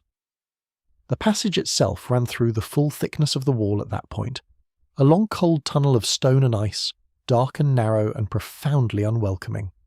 It was through this gate, in the account given in the television series, that Bran Stark and his companions passed when they made their way beyond the wall on their journey northward. The connection between that passage and the Rat Cook's legend, between Bran's use of the Nightfort as a threshold and the story Bran had been told about the Nightfort's most famous resident, is one of those details that rewards slow contemplation. We will return to it in a later part of our journey. For now, it is enough to note that the gate exists, and that its existence gives the Nightfort a liminal quality, a position at the boundary between two different worlds that reinforces everything else the castle represents in the accumulated imagination of Westeros. The Nightfort was abandoned by the Night's Watch, and the timing and circumstances of that abandonment tell us something important about the castle's character. It was not abandoned because of any single dramatic event, not destroyed by battle, or burned by wildfire or rendered uninhabitable by flood or collapse. It was abandoned because it had become too large to maintain, too large and too expensive and too demanding of resources that the Watch no longer possessed in sufficient quantities. As the Watch's numbers declined over the centuries, as the great lords of Westeros grew less consistent in their support and their men, as the memory of the Long Night faded further and further into something that felt more like mythology than history, the 19 castles became impossible to garrison adequately.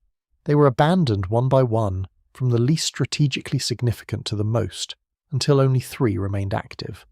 The Nightfort, despite being the oldest, and in many ways the most important, was among those abandoned. Its very size worked against it in this context. A castle that required thousands of men to garrison properly became a liability rather than an asset when only hundreds were available. Better to concentrate those hundreds in smaller, more manageable structures than to spread them thin across the Nightfort's vast spaces, leaving most of the castle dark and unmanned and slowly deteriorating. And so the Nightfort was closed, its gates sealed, its halls emptied, its great fires extinguished. The ravens that had carried messages from its towers were transferred to Castle Black. The Lord Commanders who had ruled the Watch from its great hall moved their seats southward along the wall to the smaller, more practical castle that would eventually become synonymous with the Night's Watch in later centuries. The Nightfort was left to the cold and the wind and the slow, patient work of time. An empty castle in Westeros is not simply an empty building. It is a container for everything that happened within it, a space where the weight of accumulated history presses against the walls from the inside, and the Nightfort, which had more history pressing against its walls than almost any other structure in the known world, became in its abandonment something that even the hardened and pragmatic brothers of the Watch treated with a particular wariness. They did not patrol its halls. They did not use it for storage or shelter. They left it alone, with a consistency that suggested the leaving alone was deliberate and considered rather than merely the result of practical inconvenience. The stories about the Nightfort are not limited to the Rat Cook, though his is the most famous and the most fully elaborated. The castle accumulated legends the way that old and storied places accumulate them, through the sheer weight of years and through whatever quality it is that certain places possess, a quality difficult to name but easy to recognize, that makes them seem to retain something of what has happened within them, rather than simply standing neutral and indifferent to their own history. Among the other figures who haunt the Nightfort's accumulated memory, perhaps the most significant in terms of the Watcher's own history, is the figure known as the Night's King. The legend of the Night's King is older even than the Rat Cook story in some tellings, or at least belongs to the same stratum of deep antiquity, and it is associated with the Nightfort in a way that further layers the castle's atmosphere of ancient and unresolved wrongness. The Night's King, according to the legend, was a Lord Commander of the Night's Watch who committed a transgression of a different kind from the Rat Cook's, but equally definitive in its separation of its author from the ordinary human world. He was a man of the Watch, sworn to the vows that brothers take when they join the Order, bound to the same obligations of celibacy and renunciation that defined the Brotherhood. But he encountered, beyond the wall or in the haunted spaces near it, a woman described in the oldest accounts as having skin as cold as ice, and eyes like blue stars, and he lay with her, and in doing so he gave her something of himself that could not be recovered. The Night's King then declared himself a king, ruling the Nightfort and the stretch of the wall surrounding it as his personal domain, making offerings and sacrifices of a kind that the legend does not specify in any version that has survived with clarity. His reign lasted, by different accountings, somewhere between a handful of years and a generation, until Brandon the Breaker, the king in the north in that era, and the king beyond the wall at that same time made common cause against him, an alliance so unusual as to suggest that what the Night's King represented was a threat recognised as such by both peoples living in the shadow of the wall. Together they brought him down, erased his name from the records, forbade the speaking of it, and sealed the Nightfort's association with transgression and transformation, and the terrible consequences of certain kinds of choice. The erasure of the Night's King's name is itself a detail worth sitting with. The Night's Watch, which kept records and maintained chronicles and took considerable care with the official history of its own leadership, deliberately removed this figure from its documentation, not through negligence or the ordinary losses of time, but through a deliberate act of institutional forgetting. This kind of intentional erasure is rare enough in the records of Westeros to be notable, and it suggests that whatever the Night's King did was considered not merely terrible, but contagious in some way, dangerous to preserve even in the written record, as though the name itself carried a residue of the transgression. In the context of the Nightfort's accumulated legends, this erasure adds another layer to the castle's atmosphere of things that happened there, that ordinary language and ordinary memory cannot quite contain. The Rat Cook's story was preserved and told and used as a moral teaching. The Night's King's story was suppressed and hidden, and allowed to survive only in the blurred outlines of legend rather than the sharper edges of recorded history. Both of these responses are ways of managing something that exceeded the ordinary categories of experience, and both of them left their mark on the castle's character. There is also the story of the 79th Lord Commander, Runcel Hightower, whose tale belongs to a somewhat later and better documented period of the Watch's history, though it still occupies the territory of the deep past relative to the main narrative of Ice and Fire. Hightower served the Watch for many years and by all accounts served it competently and with genuine dedication. But he had a bastard son, born before his vows as some such sons were, and as he aged and contemplated what would follow his death, he developed an intention that the Watch considered a fundamental violation of everything the Order stood for.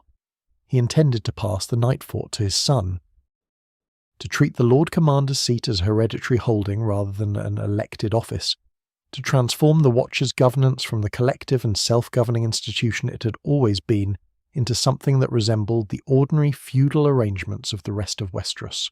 The Watch would not permit it. The removal of Hightower was accomplished without violence, through the collective action of the Watch's officers and through the intervention of the surrounding lords who had their own strong interest in the Watch remaining an institution rather than becoming a personal fiefdom.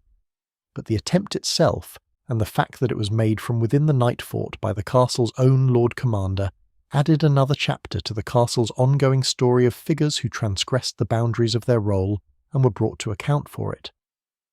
These stories are not randomly distributed across the wall's 19 castles. They cluster at the Nightfort with a consistency that invites contemplation. One could argue that this clustering is simply a function of the Nightfort's prominence, that the most famous castle attracted the most famous stories because fame begets fame, and memory concentrates around the places that already occupy the imagination. There is truth in this argument. But there may also be something else at work, something that the people who lived near the Nightfort and thought about it, and told stories about it over the generations intuited without necessarily being able to articulate. The Nightfort was where the Watch began. It was the original seat, the first castle, the place from which the Order's identity and purpose radiated outward in the ancient era. As such, it was also the place where the Watch's character was most fully expressed and most fully tested, where the tensions and temptations that any such institution faces were felt most acutely and where transgressions against the institution's core values were most clearly visible as transgressions.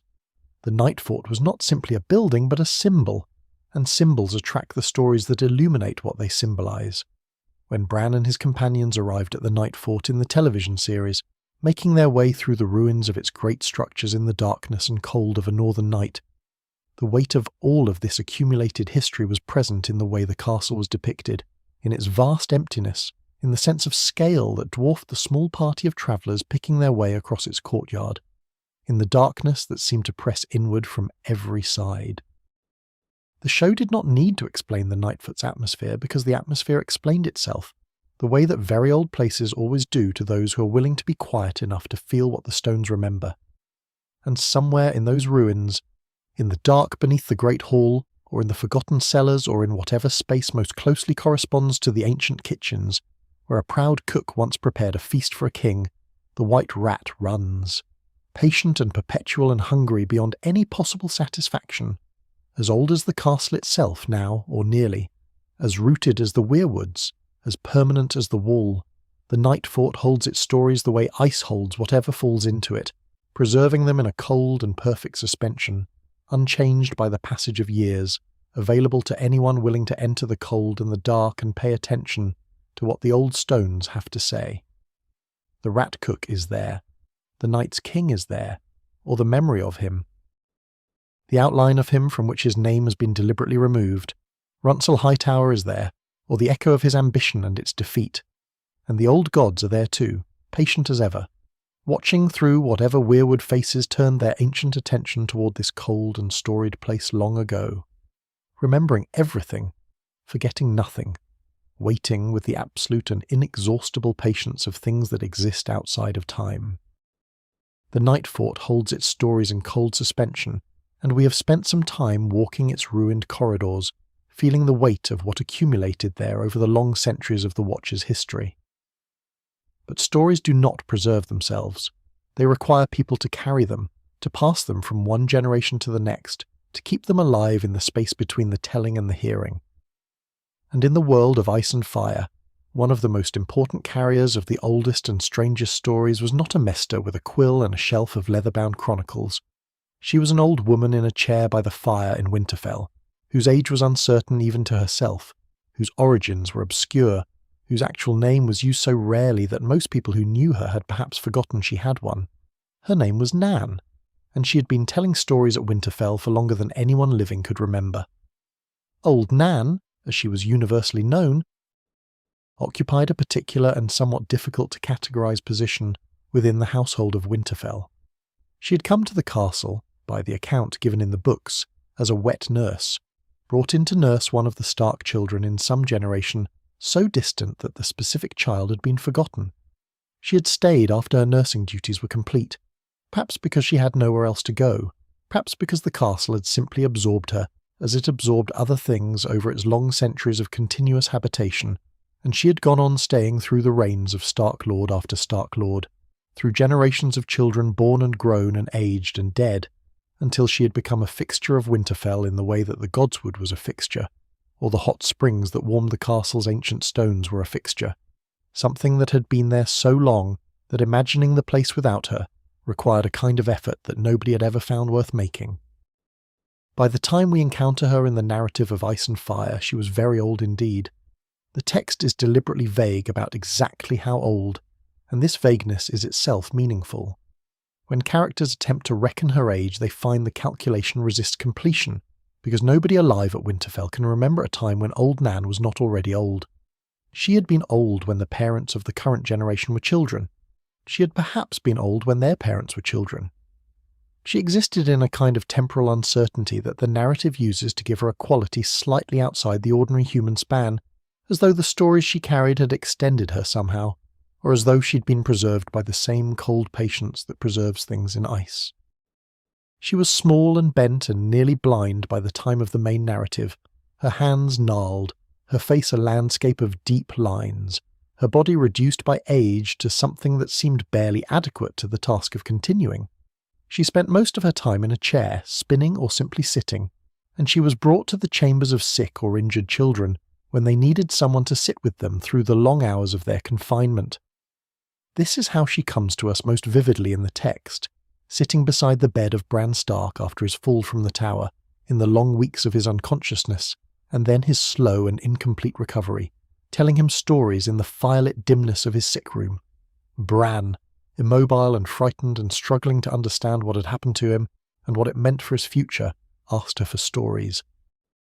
He asked specifically for scary ones, with the particular appetite that children have for fear when they are in a safe enough context to experience it as something other than pure threat, when the fright is held within the container of a story and the presence of a trusted adult. Old Nan obliged him with the thoroughness and the lack of protective softening that characterized everything she did. She did not believe in shielding children from the darker aspects of the world's oldest stories. She believed, as the North had always believed, that the dark stories were the important ones, the ones that carried the teachings that mattered, the warnings about how the world actually worked beneath its more comfortable surface.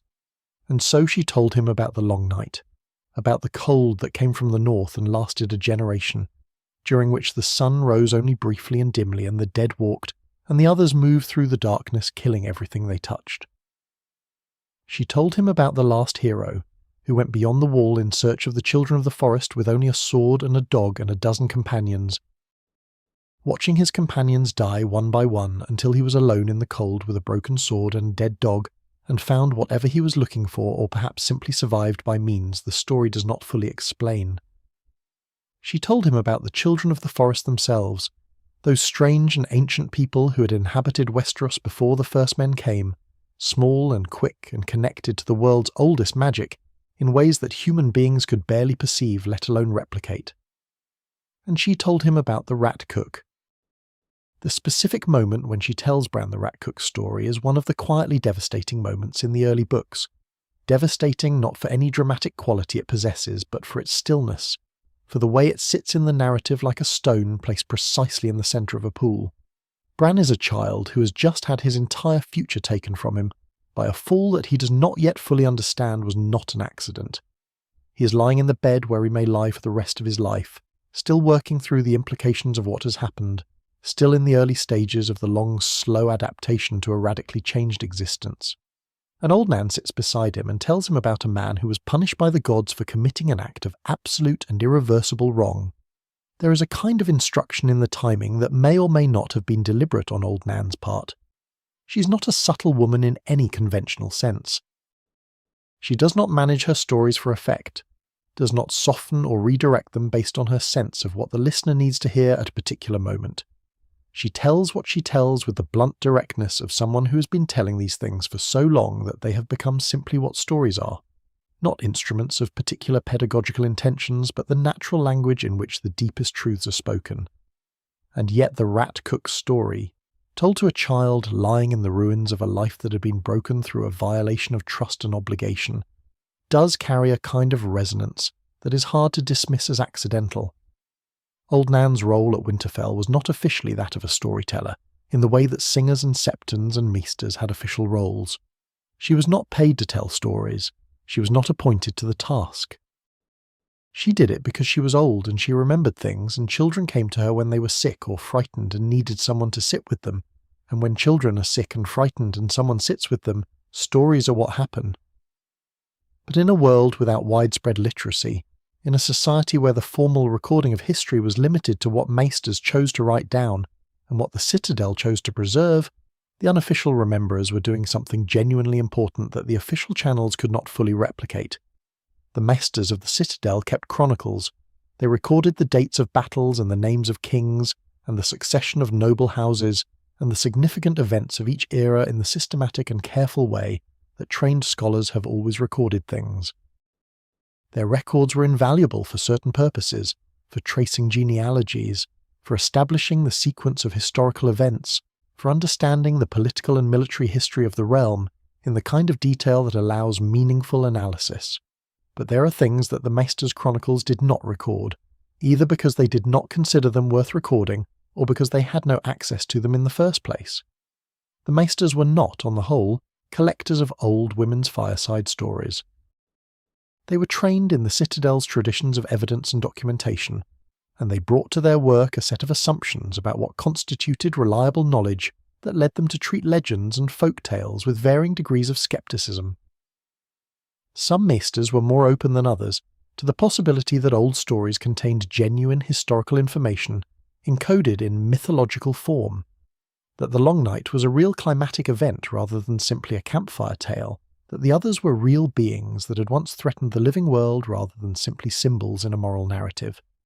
But the institutional tendency of the Citadel was towards skepticism about such things, and this tendency meant that the unofficial memories, the stories carried by people like Old Nan, occupied a different and in some ways more precarious place in the preservation of Westerosi knowledge.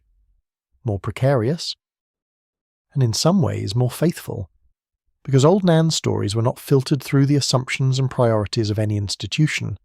They were not selected for their compatibility with a particular scholarly framework or their usefulness for a particular kind of analysis. They were simply remembered and told, generation after generation, in the form in which they had been received, with whatever details had survived the transmission and whatever emphasis had accumulated around those details over the long years of the telling. The Long Night that Old Nan described to Bran was not the carefully hedged and skeptically qualified Long Night of the Maester's Chronicles, an event that might or might not have occurred roughly 8,000 years before Aegon's conquest, whose details were impossible to verify and whose significance was debated among scholars. It was something immediate and absolute, a real darkness with real cold and real dead things walking, something that had happened and that the world had barely survived and that could happen again. This is the quality that distinguishes oral tradition from written scholarship at its most fundamental level. Written scholarship preserves information. Oral tradition preserves urgency.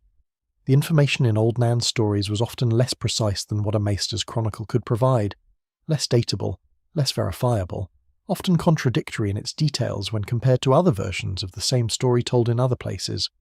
But the urgency was intact. The moral weight was intact. The sense that these things mattered and that the people hearing them needed to understand why they mattered was intact, because that urgency and that weight were what the tradition existed to transmit. The Rat Cook's story, in this context, was not simply a ghost story or a piece of entertaining folklore about a haunted castle. It was a teaching, a moral instruction encoded in narrative form, preserved in the oral tradition because the tradition understood its importance even when it could not have explained that importance in the analytical terms a maester might have preferred. The story taught guest right. It taught the consequences of its violation. It taught the reality of divine attention and divine justice in a form that children could understand and remember, that would stay with them through their lives as a felt conviction rather than an abstract principle. The distinction between felt conviction and abstract principle is worth dwelling on for a moment, because it illuminates something important about why stories are necessary in addition to rules and laws and formal instruction.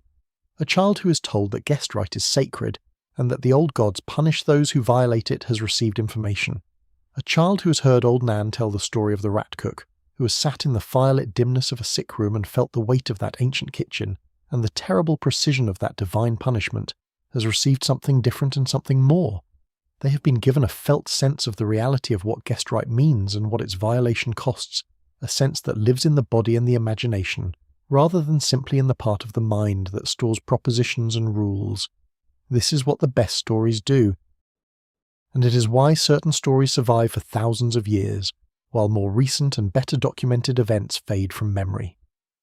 The Long Night survives in Old Nan's telling, not because it can be verified, but because it is true in the deeper sense, because it captures something real about the world and about the threats that the world contains and about what is required of people if those threats are to be faced. The Rat Cook survives because it is true in the same sense, because it captures something real about sacred obligation and the consequences of transgression, something that remains relevant as long as people share food and fire and live within the fragile compact of trust that civilization requires. Old Nan told other stories in the same register as the Rat Cook, stories that occupied the same territory between history and legend, between the verifiable and the simply true. The tale of the Night's King, which we encountered in our contemplation of the Nightfort, was one of hers. The story of the children of the forest and the pact was another, the account of how the first men and the ancient people of Westeros ended their long war and agreed to share the continent, with the children keeping the deep forests and the men taking the open lands. She knew the stories of the giants and the mammoths that lived beyond the wall, stories that the Watcher's Rangers confirmed were not entirely legendary, since both creatures had been encountered north of the Wall within living memory. She knew the story of Bran the Builder, the legendary Stark ancestor who was said to have raised Winterfell itself and perhaps the Wall as well, in an age so remote that even the rough dating attempted by Maesters was acknowledged to be speculation. These stories formed a kind of parallel archive to the official history maintained by the Citadel, an archive preserved not in parchment but in memory, not in the systematic records of trained scholars, but in the accumulated rememberings of old women by firesides, passed from teller to listener across uncountable generations, changing in their details but retaining their essential weight and meaning. Old Nan was the most vivid exemplar of this tradition in the narrative of Ice and Fire, but she was not unique. Every village had its version of her, every great castle its unofficial keeper of the older stories, every community its repository of the things that formal history did not record, and official scholarship did not validate, but that the living memory of people who needed to understand their world could not afford to lose. What is perhaps most striking about Old Nan, and what gives her a quality that lingers in the memory of the reader long after many more prominent characters have faded, is her complete indifference to the effect her stories have on her listeners. She does not tell the scary stories with any protective softening. She does not assure children that the things she describes are safely distant, or that the monsters are not really real, or that the darkness always yields eventually to a comfortable light. She tells them straight, with the blunt honesty of someone who has lived long enough to have no patience for comfortable fictions, and who believes, perhaps correctly, that the children who hear the true weight of things are better prepared for the world than those who are shielded from it. When Bran protested at various points that he was frightened or that he did not want to hear more, Old Nan would sometimes pause and sometimes continue, reading her listener with the particular accuracy of long experience. But she did not revise her assessment of what he needed to hear. She had been telling these stories for too long, had seen too many children grow into the people their stories had helped shape them to be, to doubt the fundamental value of what she was doing, even when it was uncomfortable in the moment. There is a kind of love in this that is easy to miss if you are looking for more conventional expressions of tenderness. Old Nan's love for the children she sat with was not the love that protected them from difficulty. It was the love that prepared them for it, that handed them the most important tools she possessed, which were the stories that named the world's dangers truly, and described the obligations that those dangers required of people who intended to survive them. She gave Bran the rat cook because she gave him everything she had, and the rat cook was part of everything. That Bran was the one who heard it, who carried it with him into his extraordinary subsequent journey, who would eventually invoke it at the precise moment when its meaning was most urgently needed, is something we will contemplate in due course. For now, let it be enough to sit with the image of the old woman and the injured boy in the firelit room, the spinning wheel still in the corner, the cold pressing against the castle's ancient stones from outside, and the story moving through the air between them like something that had been waiting a very long time to find exactly the listener it needed. Old Nan told her stories by firelight in a warm room, and the stories travelled from her keeping into Bran's, and through Bran's keeping they travelled further still, into the events that would come to define one of the most consequential periods in the recent history of Westeros. But before we follow that particular thread to where it leads, we need to step back from the intimate space of the sick room and the old woman's chair, and look at the broader landscape of Westerosi history, at the ways the principle at the heart of the Rat Cook's legend, the absolute inviolability of guest right, expressed itself and was tested and was finally broken in ways that sent shockwaves through the entire realm. Because the Rat Cook's story would have remained a powerful legend even if it had never found an echo in recent events. It was ancient enough and weighted enough to stand entirely on its own, as a moral teaching about the oldest sacred laws and their consequences. But history, as it unfolded in the years around and after 298 years after Aegon's conquest, gave the legend a terrible contemporary relevance that transformed it from an old story told by old women into something with immediate and devastating application to things that had just happened, things that people were still grieving and still trying to understand when Bran invoked the Rat Cook's name in his response to what he had learned. To understand that invocation fully, we need to understand the Red Wedding. We should approach it the way we have approached every difficult thing in this exploration, slowly and from a distance, with the analytical calm of people who are trying to understand something rather than to feel it freshly. The Red Wedding is not a distant historical event in the way the Rat Cook's crime is a distant historical event. For those who love the story of ice and fire, it is a wound of a particular kind, the kind that stories inflict when they are doing their most serious work, when they are not simply entertaining but actually saying something true about the world that the reader or listener was not fully prepared to hear. We will not linger in that wound.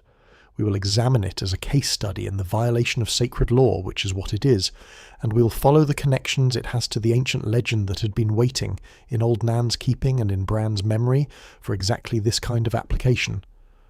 Robb Stark was the eldest son of Eddard Stark of Winterfell, and after his father's execution in King's Landing, he became both Lord of Winterfell and, by the acclamation of the Northern Lords and the River Lords who fought beneath his banners, King in the North. He was young, perhaps 16 years of age when his kingship began, and he was by all accounts a genuinely gifted military commander, winning every battle he fought in the field against the forces of House Lannister and their allies. His direwolf Grey Wind fought beside him, and the combination of his tactical instincts and the wolf's fierce presence made him something that his enemies genuinely feared on the battlefield. But wars are not won by battlefield victories alone, and Robb's campaign, despite its military successes, faced political and logistical challenges that his gifts on the field were less equipped to address. He needed allies, he needed resources, he needed the kind of political support that would allow him to sustain a long campaign against an enemy with deeper reserves of wealth and men than he could reliably command, and he needed, crucially, to maintain the alliances he had already formed, to keep the lords who had bent their knees to him as king faithful to the cause they had declared themselves for. One of those lords was Walder Frey. Walder Frey was the Lord of the Crossing, the master of the Twins, the pair of castles that sat on either side of the only practical crossing of the Green Fork of the Trident for many miles in either direction. The crossing was strategically essential.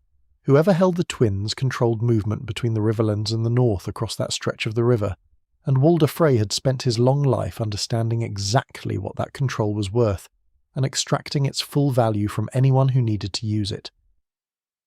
He was very old by the time of Robb's war, past his 90th year by some reckonings, though his exact age was as uncertain as his disposition was reliable, which is to say completely uncertain in one case, and reliably unpleasant in the other. He had married many times and fathered a remarkable number of children and grandchildren and great-grandchildren, enough to form a small army of their own, enough to give the Twins a garrison drawn entirely from his own blood. He was known throughout the Riverlands as the late Lord Frey, a title attached to him in something less than affection, derived from his habit during Robert's rebellion of waiting until the outcome of the Battle of the Trident was clear before committing his forces to the victorious side, arriving after the decisive moment had passed and thus ensuring that he fought on the right side without having to take any of the risk that fighting on any side entails before the outcome is settled. When Robb Stark needed to cross the Twins at the beginning of his campaign, Walder Frey had agreed to allow it, but not without exacting a price. The price included a promise that Robb would marry one of Frey's daughters or granddaughters, a betrothal that would bind the two houses together and give the Freys a connection to the new king in the north. Robb agreed, and in doing so created an obligation that would later place him in an impossible position when he fell in love with Jane Westerling and married her instead, breaking the promised betrothal and leaving Walder Frey publicly humiliated and privately furious. The broken betrothal was the immediate cause of what followed, but it was not the only cause, and understanding the full architecture of the betrayal requires acknowledging that Walder Frey did not act alone. Tywin Lannister, the patriarch of House Lannister, and the man most responsible for the political and military strategy of the Lannister cause, was deeply involved in the planning of what would happen at the Twins. Tywin understood Frey's grievance and its potential usefulness with the cold strategic clarity that characterized everything he did. A resentful lord with a crucial strategic position and a well-documented willingness to change his allegiances based on where the advantage lay was exactly the kind of instrument that Tywin Lannister knew how to use. The planning that brought Robb Stark to the Twins for a wedding feast and then killed him, there was not a simple act of personal vengeance by a slighted old man. It was a coordinated political and military operation designed to decapitate the Northern Rebellion at a stroke. Roose Bolton, the Lord of the Dreadfort and one of Robb's own bannermen, was also complicit. His participation representing a betrayal nested within the larger betrayal, The wound from inside added to the wound from without. The occasion that brought Robb and his army to the Twins was a wedding feast. Edmure Tully, Robb's uncle and the Lord of Riverrun, was to be married to one of Walder Frey's daughters, a union that was intended to repair the damage done by Robb's broken betrothal and restore the alliance between the Starks and the Freys. It was, on its surface, a celebration, an occasion of hospitality and festivity, and the renewal of bonds between houses. Robb came with his mother Catelyn and his household, and a substantial portion of his army. He came in good faith, as a guest comes to a wedding, expecting the protections that such an occasion carried. He came beneath Walder Frey's roof, and he ate Walder Frey's bread and salt. What happened next violated every sacred law that the world of ice and fire had spent thousands of years constructing and maintaining and elevating to the status of divine obligation. The music changed. This detail, small and specific and in context, utterly devastating, has become one of the most memorable signals in the narrative. The musicians who had been playing celebratory music during the feast shifted to a different tune, a piece called the Rains of Castamere, a Lannister song about the destruction of a rebellious house, a piece of music that functioned in context as an announcement of what was about to happen to everyone in that hall who understood its significance. The doors were closed. The Frey soldiers who had been stationed around the hall moved to positions that made their purpose clear, and the killing began. Robb Stark was killed. His direwolf Grey Wind was killed. In the kennels where he had been penned, separated from his lord in a deliberate prior arrangement that eliminated the wolf's protection before the assault began, Catelyn Tully was killed. The northern lords and soldiers who had come to the feast as guests were killed, most of them before they could adequately arm themselves or respond, slaughtered in the hall and in the yards outside and in the camps surrounding the Twins where those who had not fit within the castle walls were cut down by Bolton forces acting in coordination with the Freys. The massacre was thorough and deliberate and carefully planned to occur within the space of hospitality, beneath the host's roof, after the bread and salt had been consumed, during the celebration of an event that was supposed to represent the renewal of trust and alliance. Every element of the sacred compact of guest right was present and was violated. The guests were under the host's roof. They had eaten the host's food. They had accepted the host's hospitality in good faith, and the host had used the occasion of their trust and their vulnerability and their genuine belief that they were safe to kill them. The reaction throughout Westeros to the news of the Red Wedding was not simply political calculation about what it meant for the balance of power, though that calculation was certainly made and made quickly by everyone with a stake in the conflict's outcome. It was also, and in some ways more fundamentally, a reaction of moral shock, a recognition that something had been done that sat outside the ordinary categories of war and betrayal and political violence. Lords who had opposed Robb Stark, who had fought against his cause and would not have grieved his death in battle, expressed something that sounded very much like horror when they heard how he had died, because the how mattered. The how changed the nature of what had been done from a military and political act into something that touched the oldest and most fundamental structures of Westerosi civilization. Lords refused, in the aftermath, to fully accept the Freys in the way that would have been normal for a house that had changed its allegiances and supported the winning side. Other houses that had made similar shifts, that had supported one cause and then another as the fortunes of war shifted, were gradually reintegrated into the normal flow of political relationships.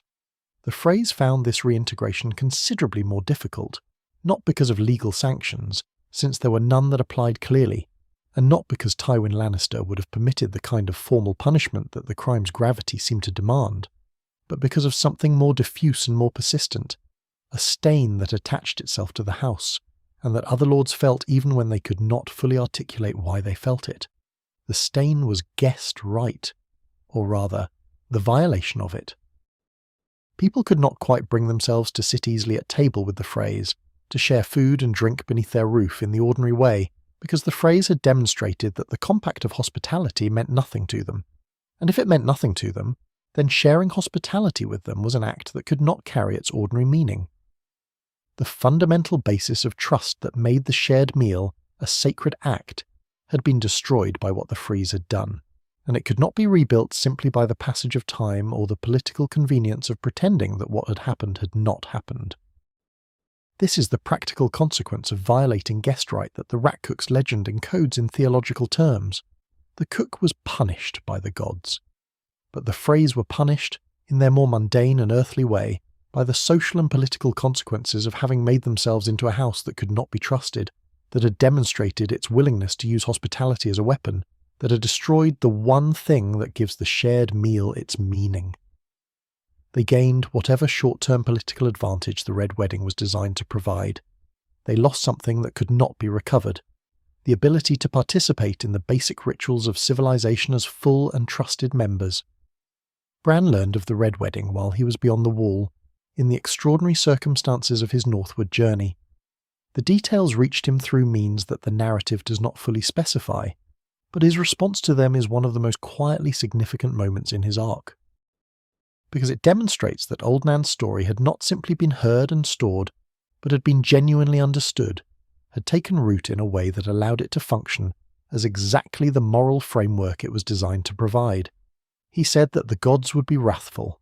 He said it in the specific terms of the Rat Cook's legend, invoking the story to explain what had been done at the Twins in terms that went beyond political betrayal into the territory of sacred violation.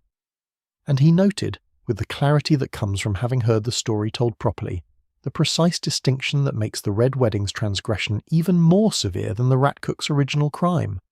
The Rat Cook was punished for killing a king's son. Walder Frey had killed a king. Not just a king's son, but a king. And not only a king, but many of his loyal men, and not only his men, but his mother, all of them guests beneath his roof, all of them protected by the sacred compact that the Freys had chosen to destroy. If the gods punished the Rat Cook for the lesser transgression, what would they do in response to this one?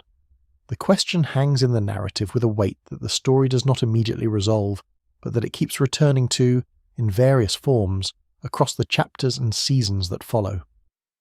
The Dornish relationship to guest right deserves a moment of consideration here, because it illustrates the way the same fundamental principle expressed itself differently through different cultural frameworks without losing its essential weight. In Dorne, hospitality was bound up with the fierce and absolute concept of personal honour that ran through Dornish culture like a river through stone, shaping everything it touched. To be a Dornish host was to take on an obligation as personal and as non-negotiable as any blood debt. The violation of that obligation would have been understood in Dorne not primarily as a theological transgression, not framed in the terms of the old gods watching and remembering, but as a matter of personal and familial honour so fundamental that it could not be separated from the identity of the person who had committed it. Oberyn Martell's entire presence in the narrative is infused with this quality of absolute uncompromising obligation, the sense that certain things must be answered for regardless of the cost and regardless of the time that has passed. His grievance against the Lannisters for what was done to his sister Elia was not simply a political complaint or even a personal grudge. It was a wound to honour so deep that it could not be left unaddressed without the address becoming its own kind of defining act. This is the Dornish expression of the same moral universe that the Rat Cook's legend inhabits, the universe in which certain violations are not simply wrong, but are of a kind that demands response. The broader pattern, then, is consistent across the regional and cultural variations. Guest right in the north, Dornish honour culture, the faith of the Seven's teachings about the obligations owed to those under one's care and protection, all of these traditions share a common understanding that the relationship between host and guest is sacred in a way that transcends ordinary political or legal categories. They disagree about the precise nature of the sacredness, about which gods or principles underwrite it, about what the consequences of its violation should be, but they agree on the fundamental point, which is that the space of hospitality is protected space, and the protection it offers is not merely conventional or practical, but is rooted in something that civilization cannot afford to abandon and remain civilization. The Red Wedding demonstrated what it looks like when that something is abandoned.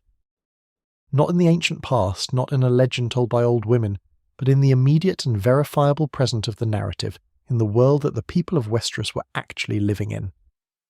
It demonstrated it with a completeness and a deliberateness that left no room for ambiguity about what had been done. And in doing so, it gave the Rat Cook's story a contemporary application that the legend had always carried the potential for but had waited, with the patience of very old things, the right moment to express. That moment came when a boy beyond the wall, a boy who had heard the story in his sickbed from an old woman who had no patience for comfortable fictions, understood what had happened at the twins with a clarity that came directly from the story he'd been given. The legend had travelled from Old Nan's keeping to Bran's, and from Bran's it was applied to the world, functioning as exactly the moral instrument it had always been designed to be. The Weirwoods were watching when the rat cook served his pie. They were watching when Walder Frey's musicians changed their tune. They remember both with the same patient and perfect clarity, the same absolute absence of forgetting. That is the defining quality of divine attention in the world of ice and fire.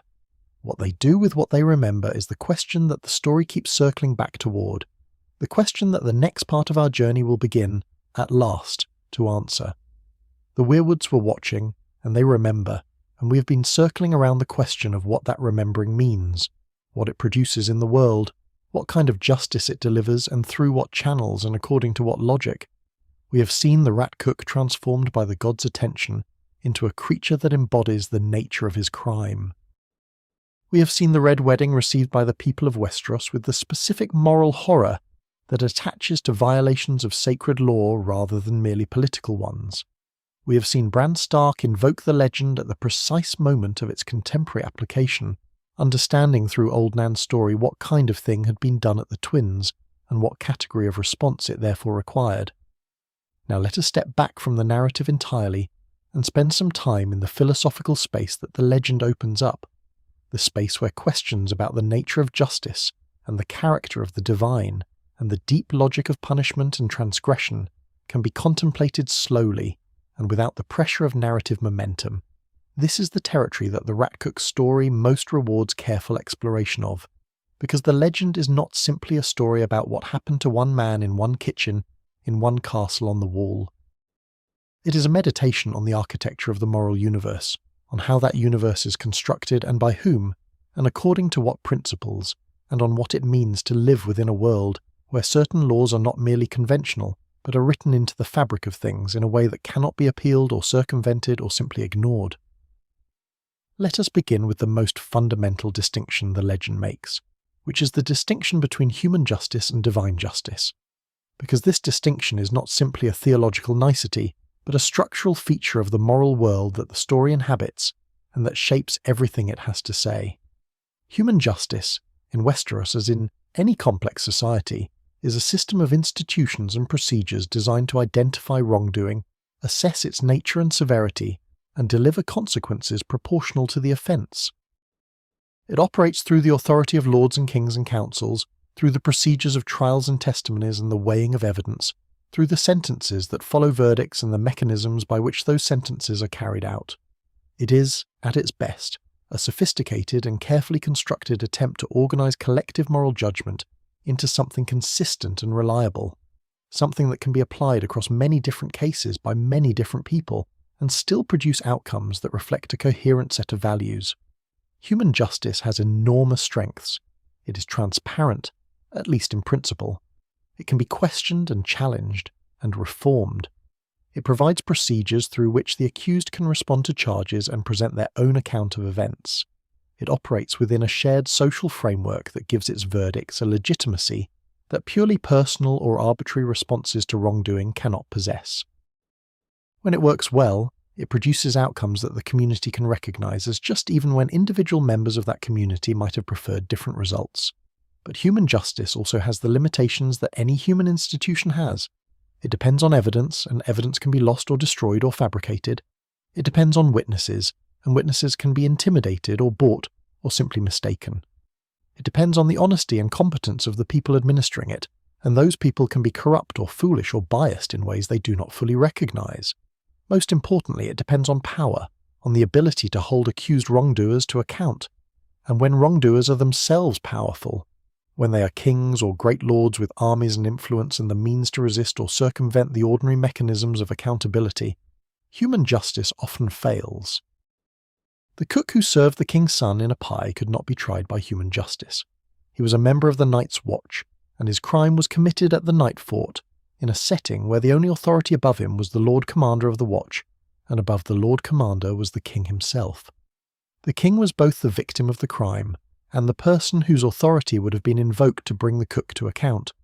The practical obstacles to human justice in this case were significant, and the legend does not even address them, does not imagine a human trial or a human verdict, because the point of the story is precisely that human justice is not what happened.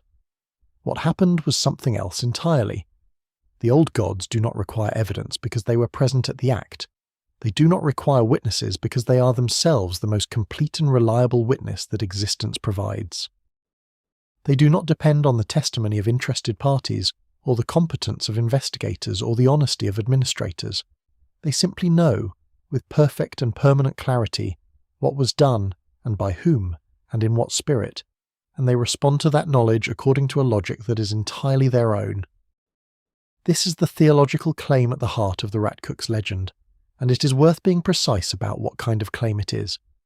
It is not a claim about the old gods' benevolence, or their interest in human welfare, in the way that the faith of the Seven makes claims about the Seven's love for their children and their desire for human flourishing.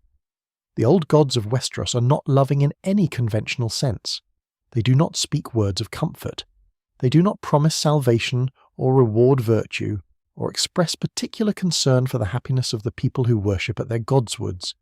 They are ancient and silent, and their attention, when it is expressed at all, takes forms that are more likely to unsettle than to reassure.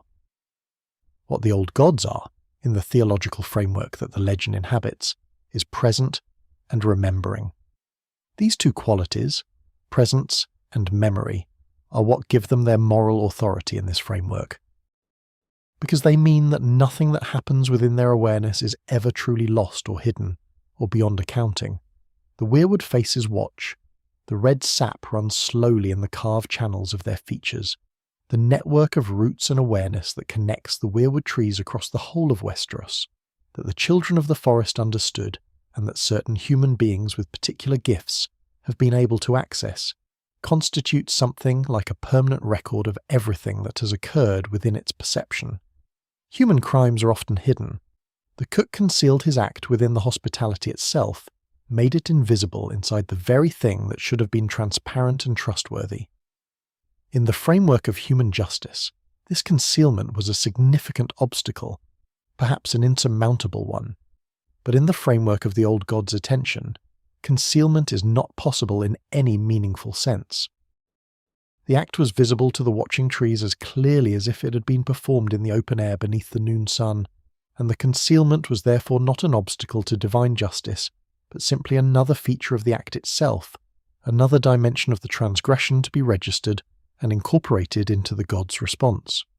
The distinction between the old gods and the faith of the Seven is worth dwelling on here, because it illuminates something important about the specific character of the justice the Rat Cook received. The Seven are gods of doctrine and institution, and articulated moral teaching. They express their will through a clergy, through the texts and interpretations of the faith, through the elaborate architecture of sept and ceremony and prayer that makes the relationship between worshipper and deity legible and navigable. They have opinions about specific behaviours, and they express those opinions through their institutional representatives and through the blessings or misfortunes that attentive interpreters of events attribute to their pleasure or displeasure. The old gods have no clergy, no texts, no articulated doctrine, no institution through which their will is expressed or interpreted. They are simply present in the trees and the water and the ancient cold of the places where they are worshipped. And they respond to what they witness according to a logic that is not available for human examination or challenge. There is no appeal to the old gods because there is no institution through which an appeal could be made. There is no negotiation because there is no intermediary to carry it. There is only the act and the god's awareness of it and whatever follows from that awareness, which comes in the god's own time and in their own form, and is not subject to any modification by human desire or argument. This makes the old god's justice both more absolute and in some ways more mysterious than the justice of the Seven. The Seven's justice can be questioned and interpreted and argued over, because the Seven have left behind enough institutional expression of their will that there is material to work with, doctrines to cite, and precedents to invoke, and traditions to appeal to. The old god's justice simply is what it is, and what it is, in the case of the Rat Cook, is a transformation so precisely calibrated to the nature of the crime that it constitutes not merely punishment, but a kind of revelation, a making visible of what the transgression meant at its deepest level. Let us contemplate that calibration one more time, because it rewards repeated examination. The cook killed a guest's child and served the body to the father in food. The gods transformed him into a creature that kills and consumes its own children, driven by a hunger it cannot satisfy. Each element of the original transgression has been reflected and inverted in the punishment. The cook used his role as provider of food to deliver death. He is now condemned to experience food as the vehicle of an endless and unsatisfiable need, rather than as sustenance. He turned a father's love and grief against him by making him an unknowing participant in the consumption of his own child. He is now himself a father who consumes his own children, the roles reversed, the poison turned back upon the one who administered it. He used the hospitality's form to violate its substance.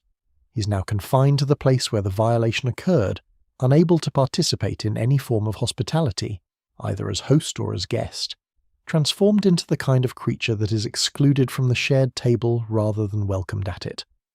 The poetic logic of this is extraordinary, and it is the kind of logic that does not emerge from a human institution's deliberation, but feels like the expression of something that understood the act from the inside, that perceived its full moral and symbolic dimensions with a completeness that no human judge or jury could replicate.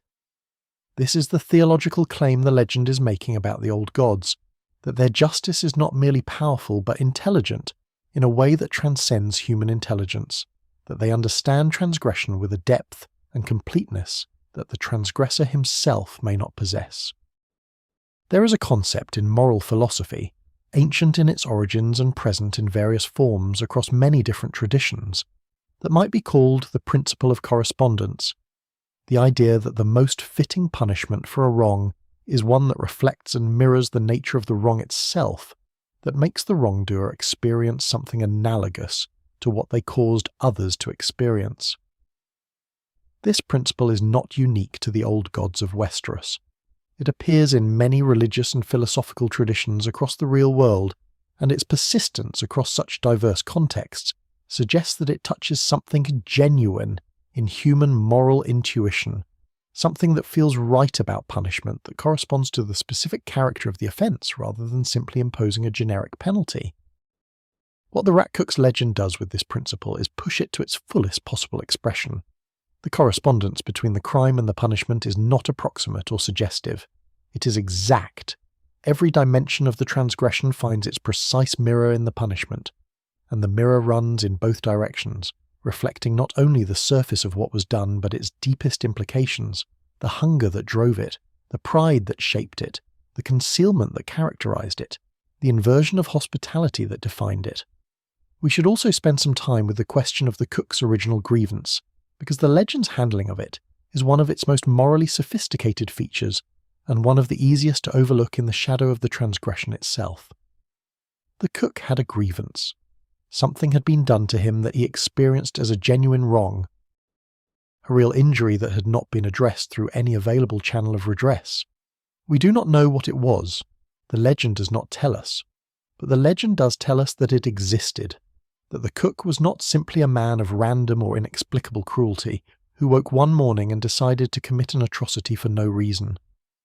This matters because it prevents the legend from being a simple story about a monster, and simple stories about monsters, while they have their own kind of force, are not capable of the kind of moral teaching that this legend is designed to provide. A monster requires no explanation and offers no instruction, because we are not monsters, and the story of a monster's transgression does not speak to anything in our own experience.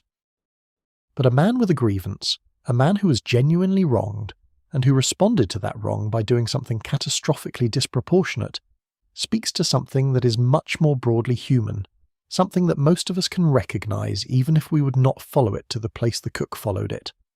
The legend holds the cook's grievance in tension with his transgression, without resolving that tension into a simple moral verdict. It does not say that the grievance was imaginary or trivial, does not dismiss it as the self-justifying rationalization of a man who is always going to do something terrible. It acknowledges the grievance as real, while making absolutely clear that its reality provides no mitigation for the response to it. The wrong done to the cook, whatever it was, does not diminish by even the smallest fraction the wrongness of what the cook did in response. The gods do not weigh his suffering against the king's. They do not calculate whether the injury he received was proportional enough to the injury he inflicted to constitute even partial justification. They respond to what he did in its full dimensions without reference to what was done to him. This is a hard teaching, and it is meant to be. It is saying something about the nature of sacred law that the ordinary logic of grievance and response cannot accommodate. Sacred law does not operate within a framework of proportionality and justification in the way that human justice sometimes attempts to. It operates within a framework of absolute categories, and the category of guest right is absolute in a way that nothing the king could have done to the cook would have qualified as a legitimate response to. There are forms of redress that are open to a man who has been wronged. There are ways of addressing injury that exist within the structures that civilization provides. The cook chose none of them. He chose instead to step entirely outside those structures, to commit an act that violated the most fundamental compact of the world he inhabited. And the gods, who care about that compact above almost any other thing in their purview, responded accordingly. The hunger that is the cook's punishment carries its own philosophical weight, and it invites contemplation of what hunger means in the moral context the legend constructs.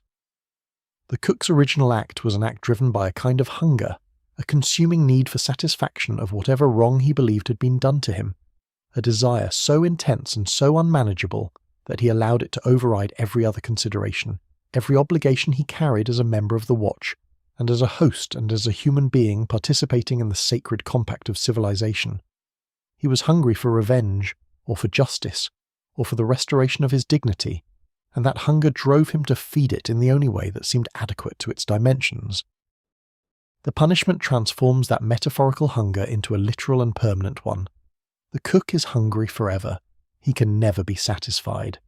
The consuming need that drove his transgression is now his entire nature, stripped of the human context that once gave it at least the appearance of justification and left in its pure form as an endless wanting that can never be filled. This is not simply a poetic parallel. It is a theological statement about the nature of the appetite that leads to such transgressions in the first place. The suggestion that when a person allows their desire for satisfaction, whatever form that satisfaction takes, to override the most fundamental obligations of their humanity, they are not simply making a bad choice, but revealing and then becoming something that the choice was always pointing toward. The rat cook's hunger is what was always beneath his pride and his skill and his grievance, waiting to express itself fully once he had removed the constraints that had previously contained it. The gods did not create that hunger. They simply made it visible and permanent, stripped away everything that had previously disguised it, left it in the form it had always been moving toward. This is perhaps the deepest and most unsettling claim the legend makes, the one that sits at its very centre and radiates outward through all its other dimensions. The transformation was not an imposition from outside, but a revelation of what was already inside, made permanent by the act that completed it. The rat was always there, in the kitchen, in the pride, in the grievance, in the consuming need.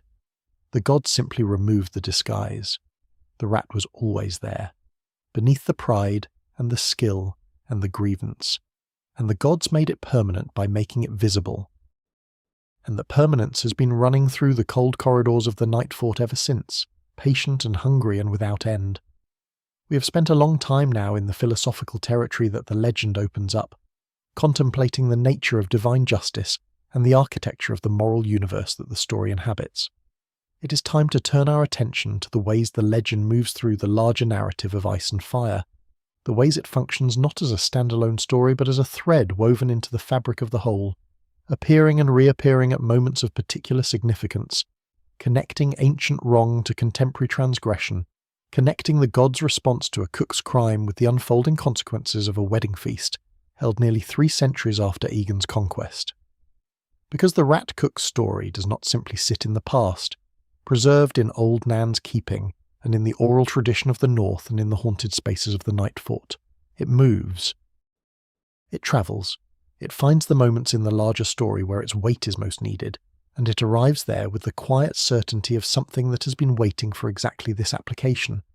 And the primary vehicle through which it makes this journey is a boy who heard it in his sickbed and carried it with him into the most extraordinary circumstances that any character in the narrative of Ice and Fire, encounters on their way to whatever they are becoming. Bran Stark is, in the arc of the story, one of the most difficult characters to hold in the mind as a single coherent person, because what he becomes is so different from what he was, and the transformation is so complete and so strange that it requires a kind of imaginative flexibility to follow him from the boy, asking old Nan for scary stories, to the figure he eventually grows into beyond the wall. But it is worth the effort because Bran's journey is in many ways the narrative's most sustained meditation on what it means to carry old knowledge into new circumstances, to be the person through whom the deep memory of the world finds its contemporary expression. When we first encounter Bran, he is a child of 7 years at the opening of the story, the second son of Eddard and Catelyn Stark, a boy who loves to climb the walls and towers of Winterfell, with the easy confidence of someone who has never had reason to think about what falling means. He is curious and open, and has not yet developed the particular qualities that the North's hard traditions would eventually have shaped in him, the stoic reserve and the careful management of feeling that characterized the adults around him. He is, in the early chapters, simply a child, full of the ordinary eagerness and vulnerability of childhood, and it is this openness that makes him such a perfect listener for Old Nan's stories. His fall changes everything, as falls in stories always do, not merely the physical fact of the fall, but its circumstances and its meaning, the thing that pushed him, and the reason for the pushing and the long chain of consequences that flows from it. He survives, which is itself not the ordinary outcome of falling from a tower of Winterfell's height, and the survival leaves him paralysed below the waist, confined to a bed and then to a wheeled chair, dependent on others for the movement through the world that had previously been as natural and effortless as breathing. The boy who climbed everything becomes the boy who can climb nothing, and this reversal is the first of the many reversals that will define his story. In his sickbed, he hears old Nan's stories. We have already spent considerable time with that scene and with her. But it is worth returning to it briefly in this context to note that the Rat Cook's story was not the only thing Bran received in those long weeks of convalescence. He received the whole of old Nan's archive, the Long Night, and the Children of the Forest, and the Last Hero, and the Night's King, and all the other stories she carried. He received them in the particular state of heightened receptivity that serious illness and serious injury often produce, when the ordinary distractions of active life are stripped away, and the mind, with nowhere else to go, pays a quality of attention to what it is given that it rarely manages in ordinary circumstances. He also begins, in this period, to experience the dreams that will prove to be one of the most significant aspects of his particular gifts. Dreams of a great black bird looking down at the world from an impossible height, dreams that carry a quality of vision and perspective entirely different from ordinary dreaming. Dreams that are in some sense more real than waking experience rather than less, which is the opposite of what dreams are supposed to be. These dreams are the earliest expression of what Bran is, which is something that the world of Ice and Fire has not seen for a very long time. A person of particular sensitivity to the older powers that run beneath the surface of the world, a green seer in the ancient tradition of the Children of the Forest, though he will not understand this fully for a long time. The connection between Bran's gifts and his relationship to the Rat Cook's legend is not direct in any simple sense. He does not receive the legend through his green sight, or experience it as a vision in his dreams. He receives it the ordinary way, from an old woman telling a story by firelight. But there is something appropriate about the fact that the person who will eventually become the repository of the world's oldest memories, who will sit beneath the great weirwood in the cave beyond the wall and look backward through time with the three-eyed raven's guidance, first encounters the depth of the world's moral memory through the most ordinary and human of channels. Old Nan is not a greenseer. She's not connected to any ancient power in any mystical sense. She's simply an old woman who remembers things and tells them to children who need to hear them. And yet, through her, the same essential truth that the Weirwood network encodes in its vast and inhuman memory reaches Bran in a form his human mind can receive and hold and use. The Nightfort as the site of Bran's passage beyond the wall is not incidental to this theme. When Bran and his companions, Mira and Jojen Reed and the creature Hodor who carries him, make their way to the Nightfort in their journey northward, they are choosing a specific route through a specific place for specific practical reasons. The Nightfort's gate through the wall is sealed and hidden, and not commonly known to be passable, which makes it useful for travellers who need to cross without attracting attention. These practical considerations are real, and the narrative presents them as such. But the Nightfort is also the place of the rat cook's crime and punishment. It is the place where the most complete and enduring violation of guest right in Westerosi legend was committed, and where the gods' most precise and devastating response to that violation has been playing out ever since.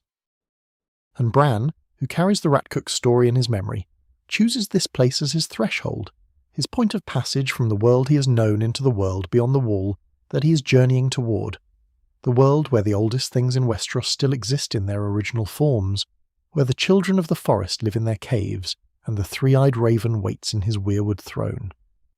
There is a reading of this, one that the narrative does not make explicit, but that it makes available, in which Bran's passage through the Nightfort is itself a kind of acknowledgement or honouring of what the place represents. He does not simply walk through the gate. He enters the castle's ruins and spends time within them, in the dark and the cold, making his way through spaces that the Watcher's abandoned history fills with accumulated weight. He passes through the place where the rat cook ran, and where the old god's justice has been expressed in its most permanent form, and on the other side of that passage he begins the final stage of his journey towards something that is, among other things, a much more direct and immediate relationship with the old gods themselves. The theme of children and fathers that runs through the rat cook's legend, and that we identified in our philosophical contemplation of it, finds multiple expressions in the broader narrative of Ice and Fire, and these expressions are worth tracing because they suggest that the legend is not merely a useful reference point for specific events, but is encoding something about one of the story's deepest structural preoccupations: the relationship between parents and children, the obligations that run in both directions across that relationship, the terrible things that happen when those obligations are violated, the ways that children are sacrificed or betrayed or consumed by the ambitions and failures and hungers of the adults responsible for them. These are among the story's most persistent and most painful themes. Craster is one of the figures in whom this theme finds its most disturbing expression. Craster was a wildling who lived north of the wall in a keep of his own construction, a man who had made an arrangement with the forces of darkness that the Night's Watch found both horrifying and, in the pragmatic context of ranging beyond the wall, difficult to refuse the shelter he offered. Craster took his own daughters as wives and sacrificed his sons to the others, leaving the infant boys in the cold as offerings in exchange for whatever protection or forbearance his arrangement provided. He was a host of a kind, offering shelter to Night's Watch rangers who had nowhere else to go in the frozen wilderness north of the wall, and he was simultaneously someone who violated every possible form of obligation toward those most completely within his power, his children, in the most fundamental ways imaginable. Craster's arrangement with the others, his sacrifice of his sons, connects directly to the rat cook's structural theme: the father who fails his children, who uses or destroys them for his own purposes, who inverts the fundamental obligation of parental protection into its opposite. In Craster's case, there is no divine transformation, no punishment by the old gods expressed in the precise mirroring form that the cook received. But there is consequence, of a more ordinary and human kind, when his own people ultimately turn against him. The parallel is not exact, but it is there, part of the story's sustained meditation on what happens when the most fundamental obligations of care and protection are abandoned. Tywin Lannister offers another resonance with this theme, though expressed through the particular register of Lannister family dynamics and the cold political intelligence that defined everything Tywin did. Tywin's relationship with his children was one of the story's most carefully developed studies in the damage that a particular kind of parental failure can inflict across generations. He was not a father who consumed his children in any literal sense, but he used them, deployed them as instruments of his ambitions and his political strategies, measured their worth by the degree to which they embodied or advanced what he had built. Tyrion, his youngest, he regarded with something that went beyond ordinary disappointment into the territory of active contempt, a contempt rooted in the circumstances of Tyrion's birth and in the qualities Tyrion possessed that resisted Tywin's definitions of worth and power. Cersei he shaped into a version of himself that he simultaneously valued and refused to recognize as legitimate, because she was a woman in a world that did not allow women to occupy the roles that her abilities and ambitions fitted her for. Jaime he loved best and most clearly and still managed to damage through the expectations and definitions that love carried. The Red Wedding, which Tywin orchestrated, was an act committed beneath another man's roof, through another man's violation of guest right, but Tywin was its architect and its primary beneficiary. His death, when it comes at the hands of the child he treated with the most concentrated contempt, in circumstances that carry their own kind of poetic logic, the hungry and despised son becoming the instrument of the consuming father's end. Arya Stark's reckoning with House Frey in the television series is the moment in which the Rat Cook's legend achieves what might be called its narrative completion, the point at which the ancient story finds its most explicit contemporary echo, and the echo is so precise and so deliberate that it constitutes something close to a direct quotation of the original myth. Arya, wearing another person's face through the skills she acquired from the Faceless Men, bakes Walder Frey's sons Lothar and Black Walder into a pie and serves it to their father at a feast. Walder Frey eats. Arya reveals herself. Walder Frey learns what he has consumed, and then he dies. The parallel to the Rat Cook's crime is exact in its structure. A host who violated guest right is served his own children in a pie. The instrument of his greatest transgression is turned against him in the same form, through the same vehicle of hospitality's food, through the same terrible inversion of the shared meal that he had used to commit his crime. The punishment, in this case, is delivered not by the old gods through a divine transformation, but by a human agent acting through very human skills and very human motivations. Arya is not a divine instrument in any simple sense. She is a girl who lost her family to a specific and monstrous betrayal, and who acquired the skills and the opportunity to answer that betrayal in a form precisely calibrated to its nature. And yet the precision of the echo is too exact to be accidental, and the narrative signals its intentionality clearly enough that we are meant to recognize what is happening. The story is suggesting that divine justice and human justice, in their most fully realized forms, converge on the same logic, the logic of correspondence and reflection. The logic that says the most fitting response to a violation of sacred law is one that mirrors the violation with the same precise accuracy that the gods brought to bear on the Rat Cook. Arya is not the old gods. But she is, in this moment, doing what the old gods do, which is to answer the transgression in its own form, to use the shape of the crime as the shape of the response. This convergence is one of the most quietly significant things the legend's presence in the larger narrative accomplishes. It suggests that the moral universe the old gods maintain is not entirely separate from the human world, but is expressed through it, that human beings who carry the memory of sacred law and who act from that memory can become, in specific moments and specific contexts, the vehicles through which something like divine justice moves. Arya did not consciously invoke the Rat Cook's legend in planning her response to the phrase, or at least the narrative does not tell us that she did, but the legend was present in the world she inhabited, carried in the oral tradition of the North that she grew up within, available to anyone who had heard Old Nan's stories or their equivalents. The social consequences that attached themselves to House Frey in the aftermath of the Red Wedding continued to develop across the later portions of the narrative, in both the books and the television series, in ways that reflect the legend's insistence that the violation of guest right carries consequences that outlast the immediate political moment. The Freys never achieved the full integration into the realm's power structures that their role in ending Robb Stark's rebellion might otherwise have earned them. Other lords maintained a distance, a wariness, a reluctance to fully trust that went beyond ordinary political calculation and touched something more fundamental. The Freys had demonstrated that the compact of hospitality meant nothing to them, and in a world where that compact was understood as sacred, that demonstration was not something that could simply be forgotten or set aside. Bran's eventual destiny. As the character who sits beneath the great weirwood in the cave of the three-eyed raven and learns to see through all the eyes that the weirwood network contains, connects him to the tradition of divine memory in a way that his earlier relationship to the Rat Cook's legend had perhaps been pointing toward all along.